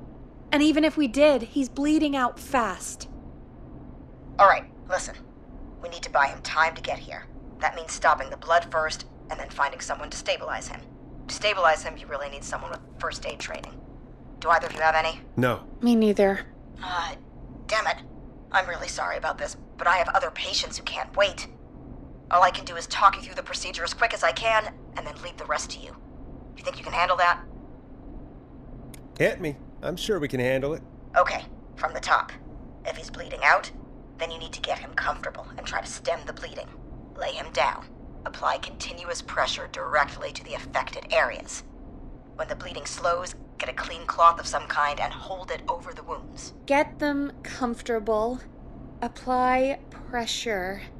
Clean cloths when slowed. Got it, I think. You said he was stabbed, right? If the object he was stabbed with is still in him, don't take it out. It's stopping the worst of the bleeding right now. If anything, you should secure it so it stays where it is. I wouldn't have thought of that. It makes sense, though. God, that was a lot of info. But I think we can handle this. Glad you got it so far, because there's more to go. I'm still with you, Doc. What else do we need to know?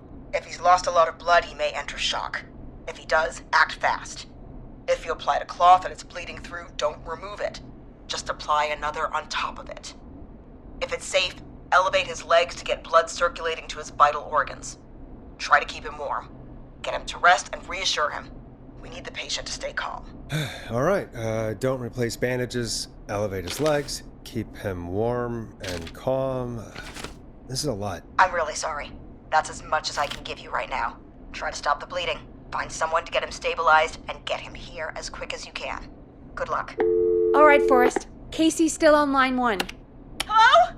Hello? Forrest, are you there? I'm here. How is Jason doing? Badly. He's still bleeding. I need help. I've been putting pressure on his stomach wound since you left, but he's still bleeding. I don't know what to do. That's good, Casey. The nurse said to do that. What about the knife in his leg? It's gotta be hell. Should I pull it out? No, don't touch the knife. The bleeding will get worse if you pull it out. Are you sure? I'm sorry. I'm gonna stop making suggestions. No, don't worry, Casey. We're a team here. We're all going to get Jason through this. Casey, is his leg wound bleeding right now? I hate looking at that knife. Yeah, it's bleeding. His stomach is worse, though. I think we need to secure the knife so it doesn't move around. Do you have anything you can tie around it? Yeah. There's some laundry piled up on top of the dryer, some cloths on the hood of the car, and what else? I guess I've got my jacket. Take the cleaning rags and hold them over the wound. I really hope these are clean. Here we go.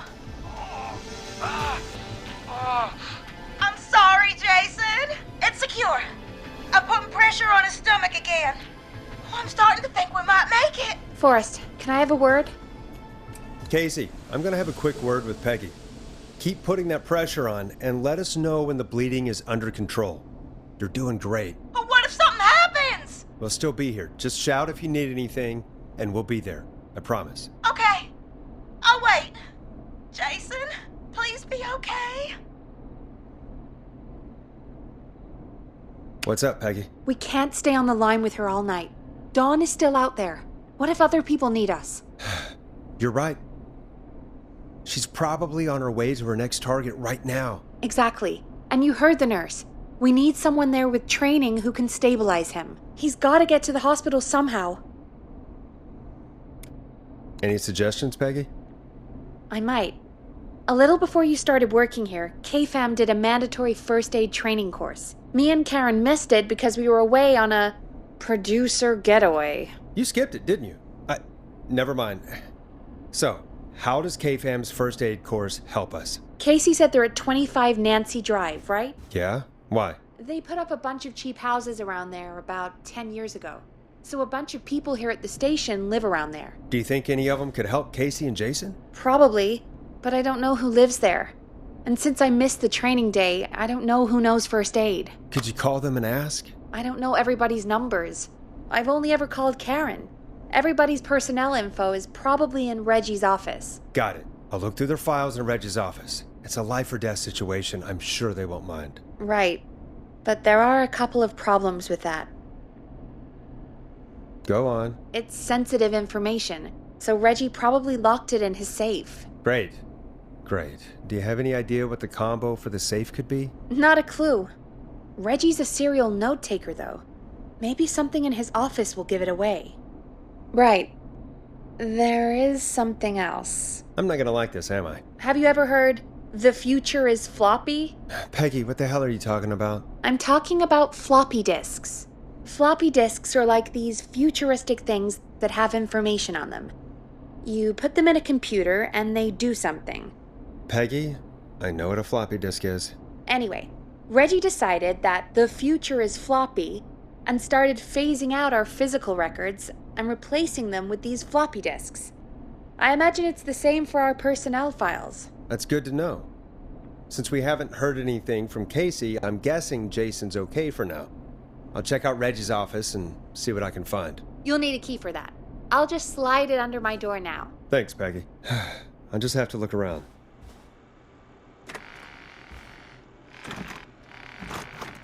Good. I'll patch my mic down to the office so you'll hear me over the intercom.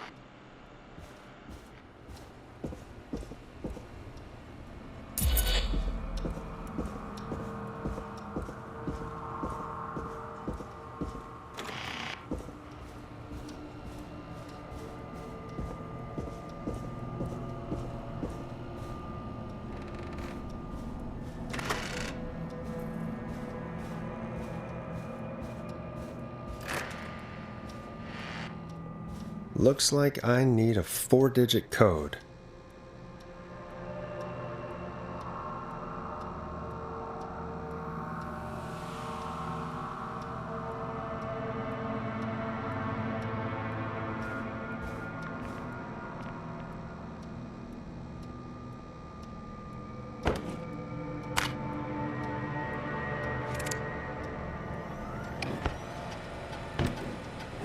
Could this be it?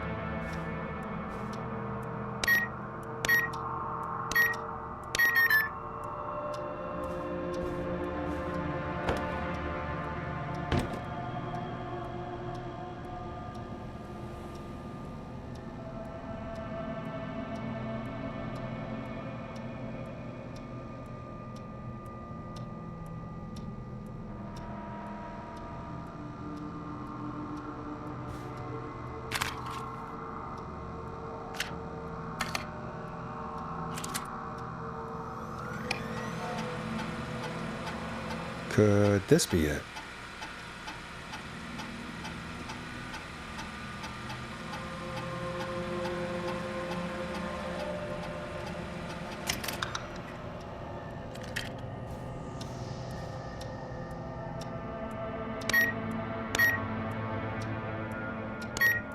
Nice.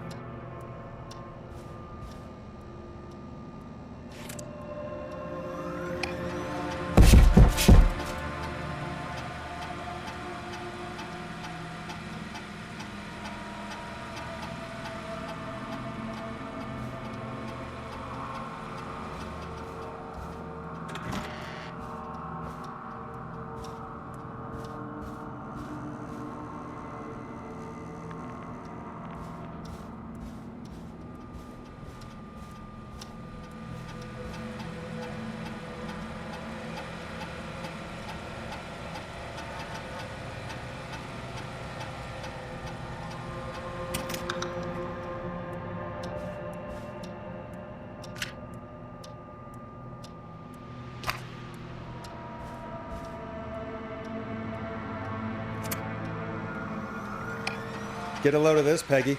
Apparently, I'm a lone wolf type. Forrest, what are you doing? We don't have time for this. We have a man literally dying on the line, and you're more interested in you. You're right, I'm sorry. I need to focus on possible candidates. I can read the rest of this later.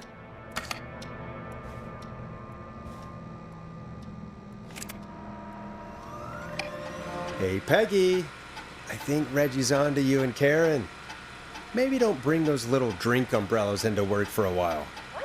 Why are you reading my file? You need to find someone who can help Casey. We already know I can't. Don't waste time. You're right, I'm sorry. I need to focus on possible candidates. I really shouldn't have read both. We're in a hurry.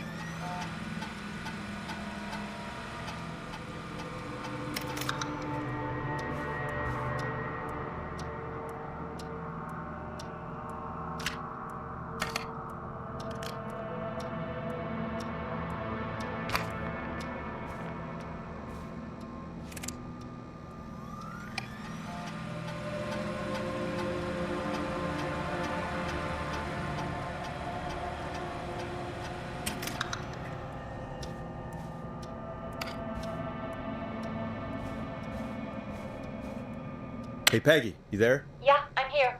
Did you find what we need? I think I know who our best bet is to help Casey and Jason. All right, good work.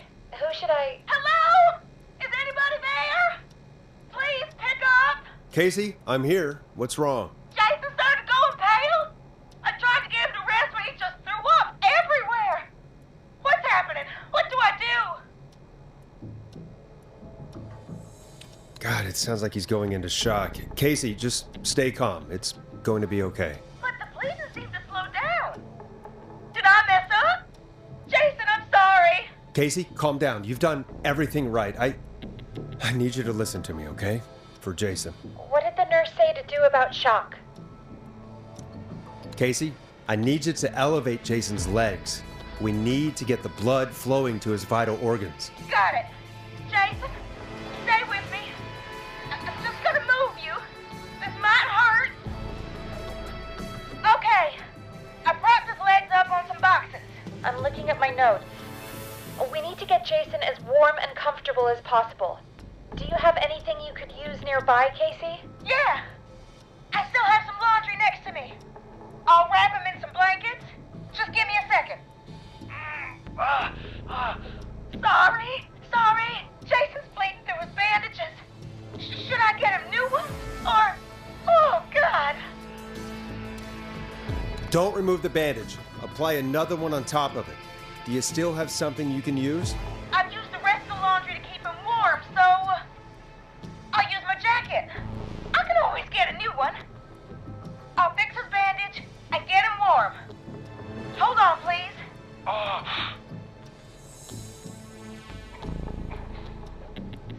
Sorry. I'm done. You're gonna be okay, Jason. Just relax now, okay? Forrest, scared. He's not doing well. Is he gonna...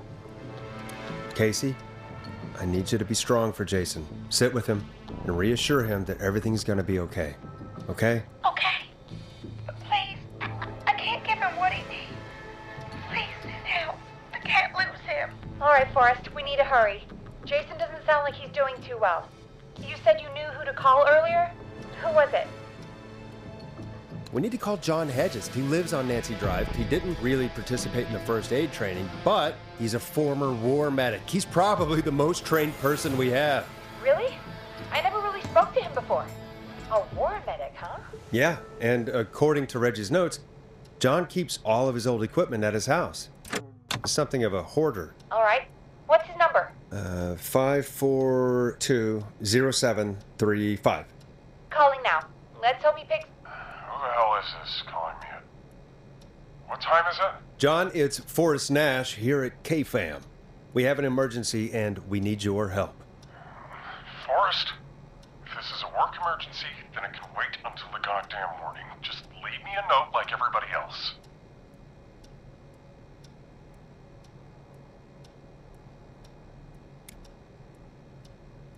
A man has been stabbed by the Whistling Man, or... Never mind. He's lost a lot of blood, and he's passed out. We need you to help him. The Whistling Man? What kind of joke is this? John, we're not kidding. A man is gonna die if we don't help him right now. Seriously? I haven't been called on for over 10 years. Where's the patient?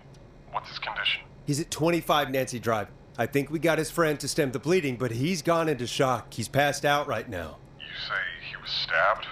Do you know the extent of his injuries? From what we were told, he has 2 major stab wounds. One to the stomach and one to the leg. The knife is still in his leg, and the stomach wound is open. Understood. Let me grab a few supplies and I'll head right over. Damned if he dies on my watch. Thank you, John. We'll let him know you're on your way. Good luck. Hello, Casey. Are you there? How are we doing? Bad. Jason seemed really weak and then just started thrashing. What about now? Is he still thrashing? He's passed out. Please tell me you found someone to help. Casey, help is on the way. My colleague will be there soon. You hear that, Jason? Someone is coming. You're gonna be just fine. Just hold on for me, okay? Just hold on. Come on. Hello, Casey. This is John Hedges. I'm here about Jason. Please let me in. I'm guessing that's Jason there. Casey, I'm gonna need your help. Forrest, Peggy, don't you two worry. We've got this from here. Okay. Forrest, we'll call you back later. I have to go now. Good luck, everyone. God, I hope he's gonna be all right. And with that, the show moves on. We're sending our best wishes to Jason. Well, after all that excitement, I think we could use some music.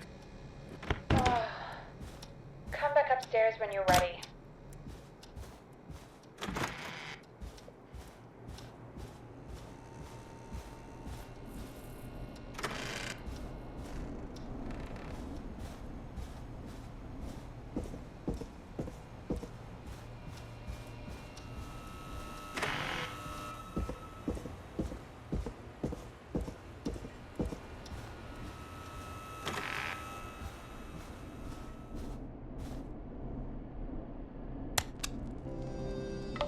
I know him. You love him. This is Roddy Snatcher with his new single, Final Breath. It's getting pretty late. This might be your last break for the night, so try to enjoy it. Give me a buzz when you want to go back on air. Let's roll. You got it. We've got another call coming through, too. Welcome back to 189.16, The Scream. I believe we have another caller on the line. How are you tonight, caller?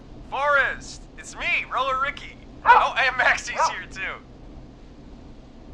Good to hear from you again. How are you both doing? Oh, we're good, man, thanks to you.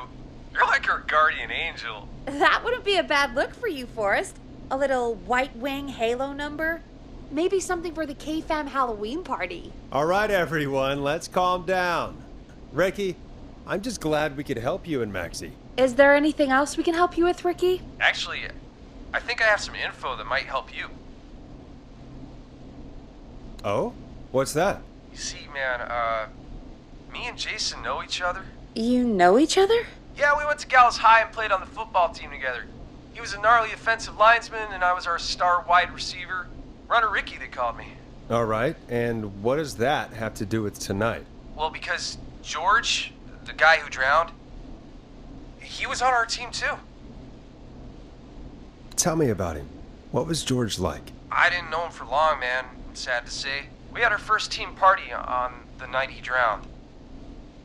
He seemed like such a good dude. Ricky, were you there when George drowned? No, man.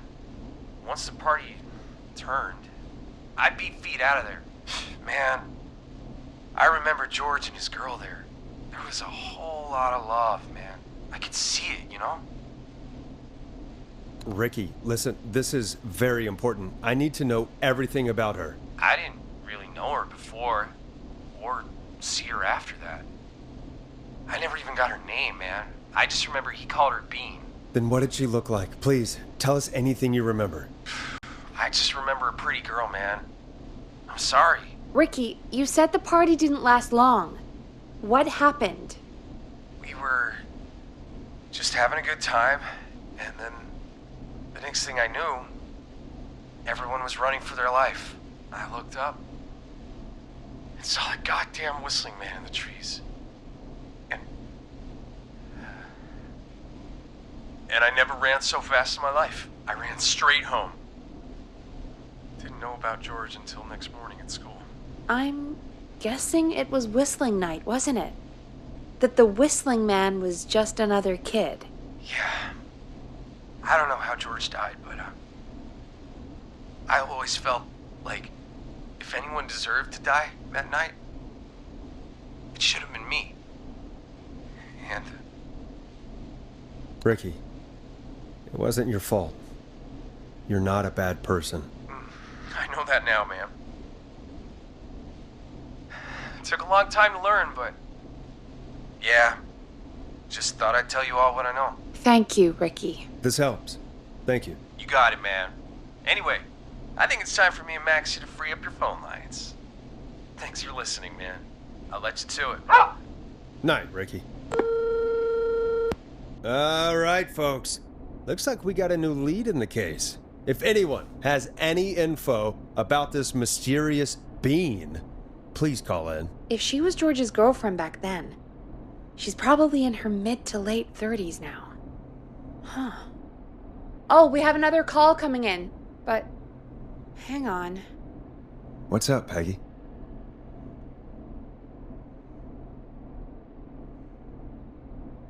Peggy? You're gonna want to take this call off the air. Who is it? Just do it. All right, folks, it's time for another track. Here's one to help you sit back and relax. We'll be right back after this.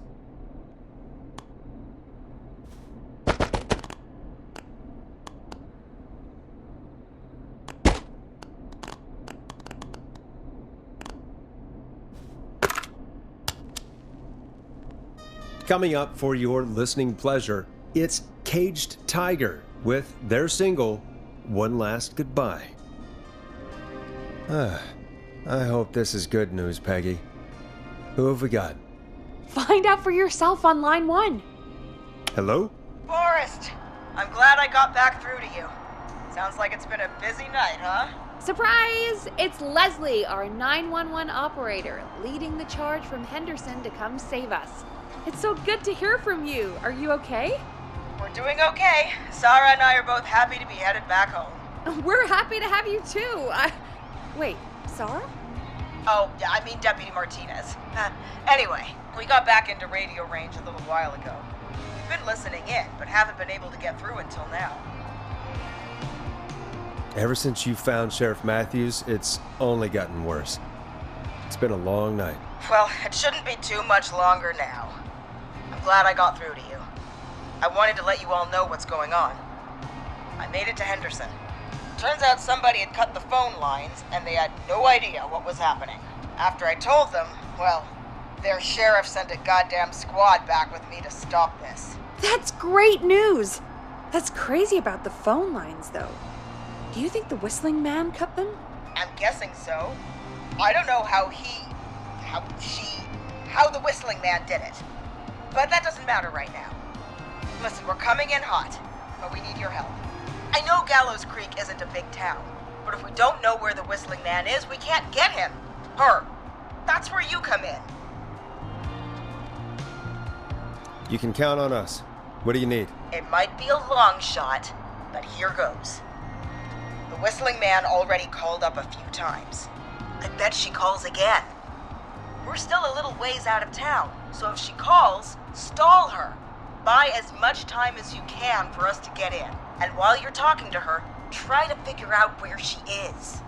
We'll be listening in, so once her location is known, we'll head straight there and end this nightmare. I'll do my best. I know you will. Heck, I can see the headlines now. Forrest Nash's interview of a lifetime. Anyway, I'll radio the other cars and tell them the plan is a go. Hopefully the next time I see you, it'll be with our killer behind bars. Take care now. We'll see you soon, Leslie. Oh, thank God. It sounds like this is almost over. We're nearly through this. Best we don't waste any time then. Let's get back on air. You got it.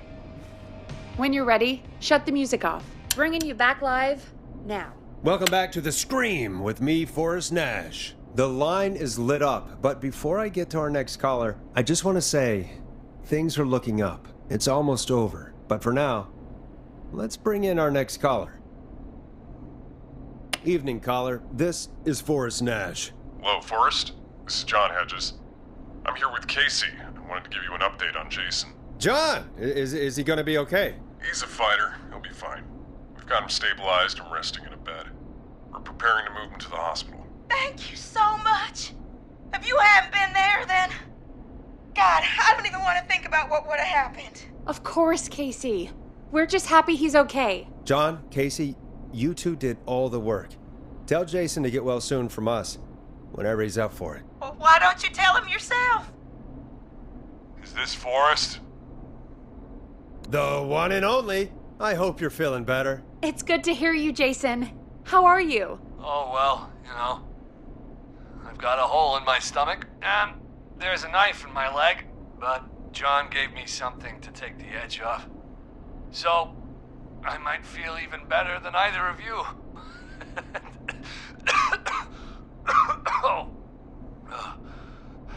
Take it easy until you get to St. Gabriel's. I will.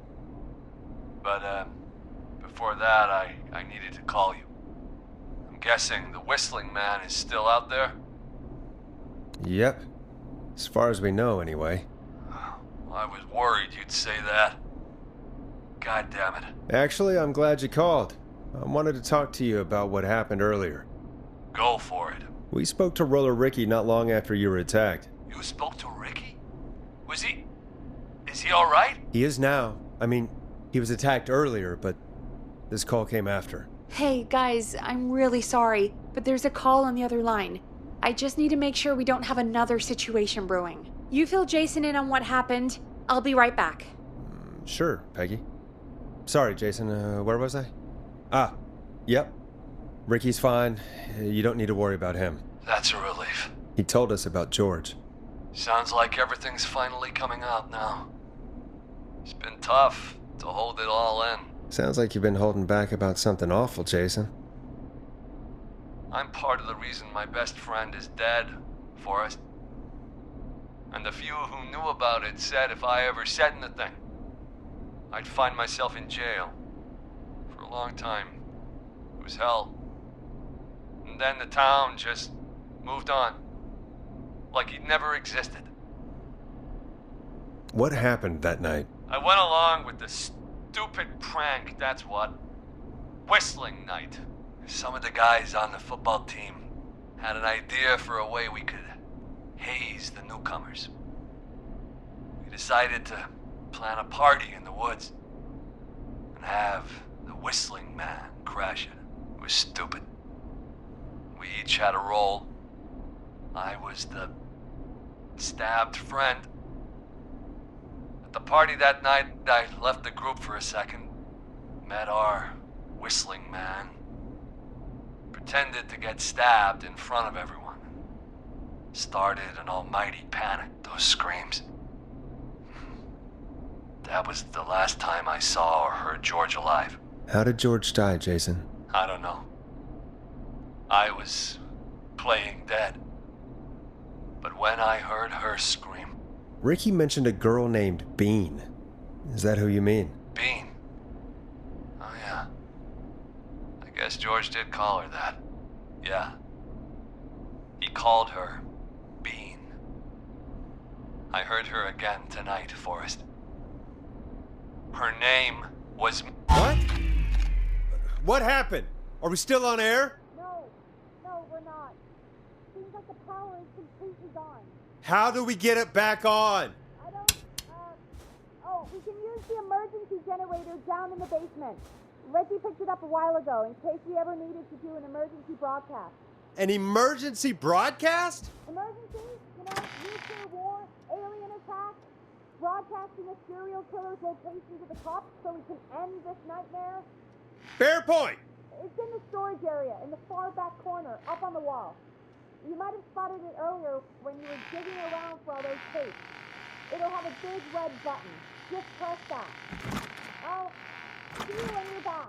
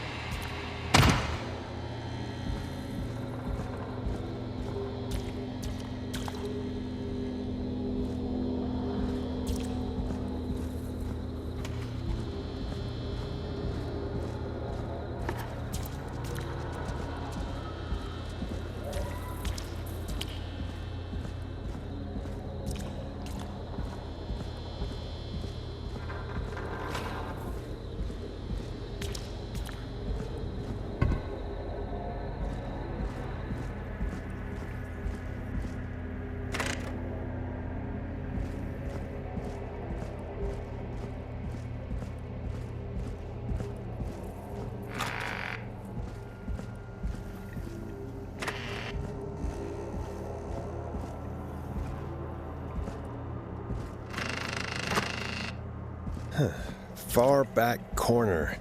Why is this station so big?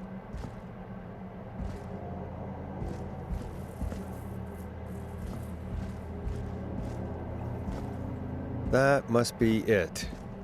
Boom! We've got power!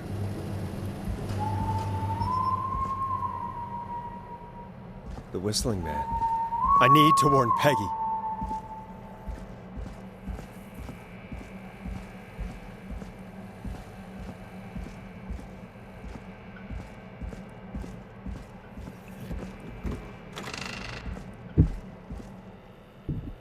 Peggy, are you there? Are you... Peggy! I need to get back upstairs.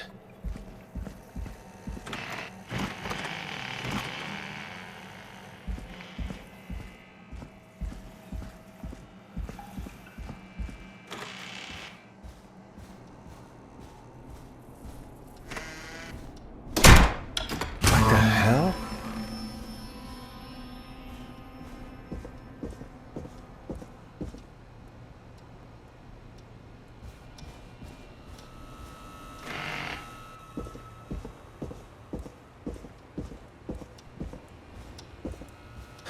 Oh no. Peggy! Where'd you go?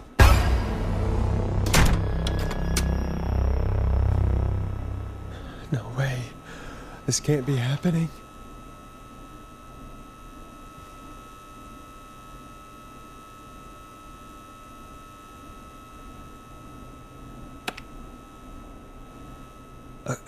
A call. Where's Peggy, Dawn? Have some patience, Forrest. It's almost the end of the night. Almost the end of the show. But it's not over just yet. Got a little time still. So let's make the most of it. What do you mean? Make the most of it how? Well, Huh? I thought we'd end tonight's Whistling Man special with a special guest. The one who started it all. Oh, let me take that out of your mouth and... You crazy bitch! Let me go! Welcome to the air, Mr. Teddy Gallows Jr. Wait. It's all gonna come out tonight, Teddy.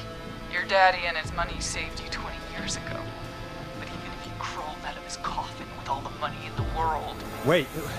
Where the hell is Teddy? How are you talking to him if you're here with me? Because I'm not there with you, Forrest. I'm here with Teddy. And if he says where that is, well, he knows he'll get it. Wait, then... Who am I looking at? Forrest Nash, let me introduce you and all of Gallows Creek to my boy, Henry Barrow. Your son? You mean you... Wait, that he... Yes, Forrest. He and I had a son. So there were two whistling men tonight. Of course. That explains how you were always able to get around town so quickly. And that's how you escaped the secret archives in the newspaper office. Don't think I've forgotten about that, Forrest. Locking my sweet boy away like an animal. And Murphy, he was right, wasn't he? He did fight a man. He did. I taught my boy to never run away from a fight. Hang on. Did you say Barrow? Then... Are you... Let me just get this mask off. Damn uncomfortable thing. No wonder Mooney went crazy wearing this. There we go. Marie Campbell? George's old girl. Oh. Well, it sure has been years since I last saw. Oh, God damn it. Where are you going with all of this? Everyone's gonna know now what Teddy did. He killed George that night. This night. 20 years ago. Listen to me. You... You're gonna talk when I talk to you. And not a moment before. Meanwhile, Forrest, I'm gonna give you the chance to talk. You're gonna help me reveal what really happened to George all those years ago. Okay, Marie. I'll do it. Good. Then let's talk about the night George was murdered. murdered? Listen, I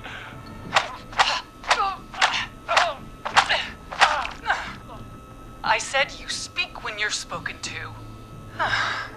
Now, I know you've done some good work tonight in piecing together what happened to George 20 years ago, and that's why I want you to interview us.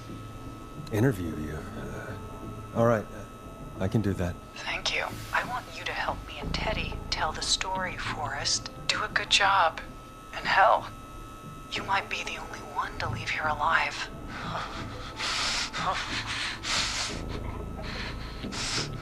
I need to drag this out.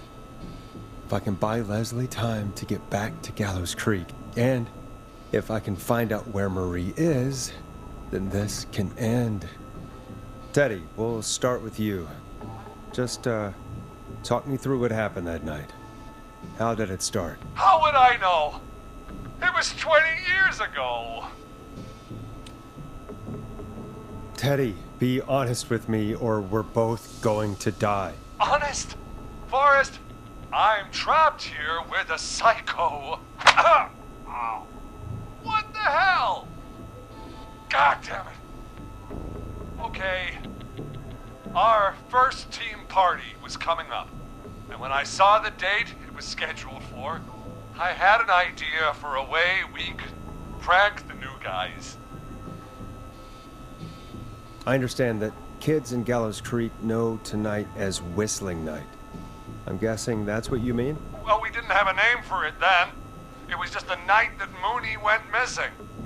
But Whistling Night is what they'd call it later. Wait. You mean this was the first Whistling Night? Keep talking, Teddy. We went up near Whistling Point. God, who was there? Me, Jason, and George, of course. But George didn't come alone. He brought Marie. And Roller Ricky, he was there too, wasn't he? Yes, Ricky was there too. Runner Ricky, our wide receiver. I helped him off the bottle, you know. Because I'm a decent man. Is that so? Yes, it is. He came apart one day. Some people do. He had some issues. Wasn't stable. I didn't want him to hurt his chances in life. So, I helped him keep himself together. You were afraid he would talk about that night, weren't you? Keep talking. About midway through the night, we put the prank into action. We looked up at the trees and saw Jason there, bloody, like he'd just been stabbed. And the Whistling Man, screaming. George and I and Ricky, we got left behind. But Ricky was in on it too. I know he was. He and Teddy were as close as anybody. Teddy must have told him the plan. Did you ask Ricky if he knew or not? I didn't see any reason to. Why? Because Ricky phoned up earlier. He didn't know anything about it, Marie. What? He had no idea what was happening. He said he was as terrified as anybody. Isn't that right, Teddy? You didn't tell him, did you? Ricky never could keep his mouth shut. If we told him, he would have given everything away. But well, it doesn't matter. He didn't run his mouth enough to tell anybody about it afterwards. He's still guilty. It was just a stupid prank. How can you still say it was just a prank? Oh, come on. God damn it. You made George think Jason had been murdered. He thought his best friend was dead.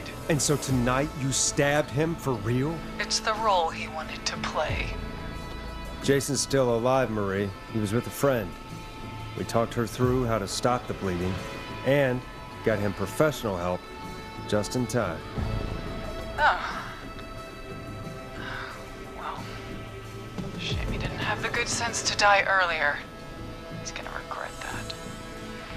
Enough about him. Me and George took off running, but somehow we got separated in the woods. I ended up near the bottom of Whistling Point, and when I noticed George wasn't with me, I panicked. And then I don't know how he snuck up on me, but Whistling Man grabs me. I scream, and he starts laughing, telling me it's just a joke. I could stall for time here. How did you feel in that moment? I felt like nothing was real. I felt small and confused, and Who was under the mask, Marie? Who was the Whistling Man? it was Chuck. Chuck Brody. Laughing away. But then he stops. And he's looking up at the top of Whistling Point. What was he looking at? Teddy, what happened next? Nothing. I mean, it was just... Teddy? George fell off Whistling Point. How do you know what happened? I saw it. You pushed him. You were up there. You were dressed as the Whistling Man, too, and... I didn't push him, God damn it! I just chased him up there, and he kept backing up. When I saw he was about to go over, I reached out. That's what you saw. You liar. It's not my fault. He didn't know it was a joke. If he'd had any brains, he would have realized. Ugh. You bitch.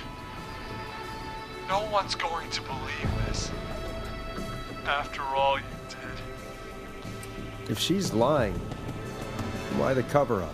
My future was at stake, Nash. You know what it's like. People like us are bred for bigger things. I'm going to be the mayor of this town, Forrest. And then governor. And then, who knows? What happened that night was tragic. It should never have happened. But it was a mistake. It was just a stupid joke gone wrong. So my father sent Clive out to clean it up. Why should a blip ruin my future? George was a blip? He wasn't a blip, Marie. His father covered it up from there. I searched for George's body all night, but Sandra found him the next morning while out jazz running. she found him in the river, but she lied about that to protect Teddy. She said something about her rent going up, unless she... Teddy, did your father own Sandra Sharp's dance studio? It's Gallows Creek, not Sharp Creek. I'd answer the question if I were you, Teddy. Yes, okay. We own most of the town. That's it then. Your father was going to run her out of business unless she lied and said she found him in the reservoir instead of the river. What my father did in his business dealings is nothing to do with me. The false reports. That's why you killed Sheriff Matthews too, isn't it, Maria? Not just to get him out of the way, but... Everyone was in on it, Forrest. Even the coroner wrote a fake report. Said George was drinking, that he just got himself into trouble. And I saw. I'm sorry. For all it's worth, Virginia didn't have much of a choice. She had a sick sister whose treatments she couldn't afford. She played along with the gallows to save her sister's life. And her own. even still, she should have told the truth. I did my part. I tried everything I could think of. I even went to the newspaper, but no. That coward killed the story. We'll take care of Maurice Russell later. You've been through hell, Marie. I'm sorry. You've got no idea. Never should have started. He shouldn't have pushed my George off a cliff. He should have been punished. It's coming to a stop. At least for now. Here, where George and I first met, before he joined the football team, was right after he shot the winning throw. Wait a sec. You're at Gallows Creek High, in the gymnasium. That's right, Forrest. Not that it matters, but yes, we're here. Anyway, I think that about wraps up the interview with Teddy. So... Marie? Where? Oh my god. Peggy! Teddy? You gotta help me. Quiet. You'll talk more later. Now I have to talk to someone who mattered more than you ever did. Peggy. It's been so long since I've seen your face. I worried you wouldn't come. Marie! Oh my god. I thought you... And here I was, thinking you'd forgot me. I'd never forget my own sister. Sister? Peggy, what's happening? Why are you even there? Wanna explain, Peggy? Earlier, while you were speaking to Jason, I got a call. Do you remember? Well, it was from Dawn.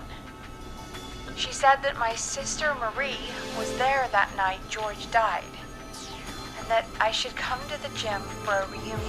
And when you walked in, you found out.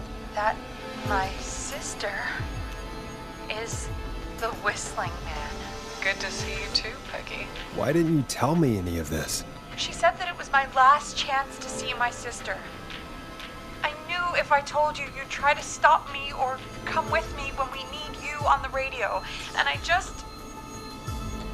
I'm sorry. This has to be a lot for you. I just... What happened to you, Marie? You just disappeared one day. Disappeared? I was thrown out, Peggy. I begged Mom and Dad to do something about what happened that night, but did they care? No. They told me to stay quiet. They only cared when they learned I'd been with George. And Marie, I'm so sorry. I never knew. It's not your fault. Really, it's Mom and Dad I should be seeing right now. But since they're dead and gone, well, I'll have to settle for the next best thing.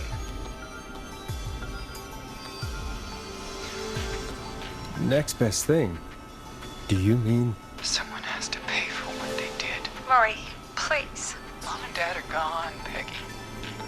Besides, you forgot me. Just like the rest. You forgot. Marie, Peggy never forgot about you. Keep your mouth shut. She kept a card from you. She kept it here on her desk. What card? The card you made me for my 8th birthday. What does it say then? Happy birthday, Peg. Now you're great and 8. Love, M.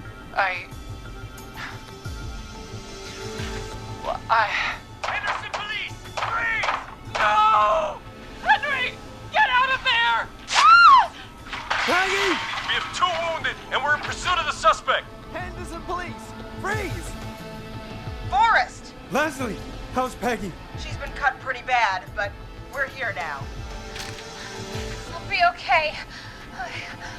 God, Marie! Hey, Zara! I need you to look after Peggy. She needs help. Now, we got here just in the nick of time. Where's Marie? She bolted right as we got here. The police are right on her heels. It won't be long now.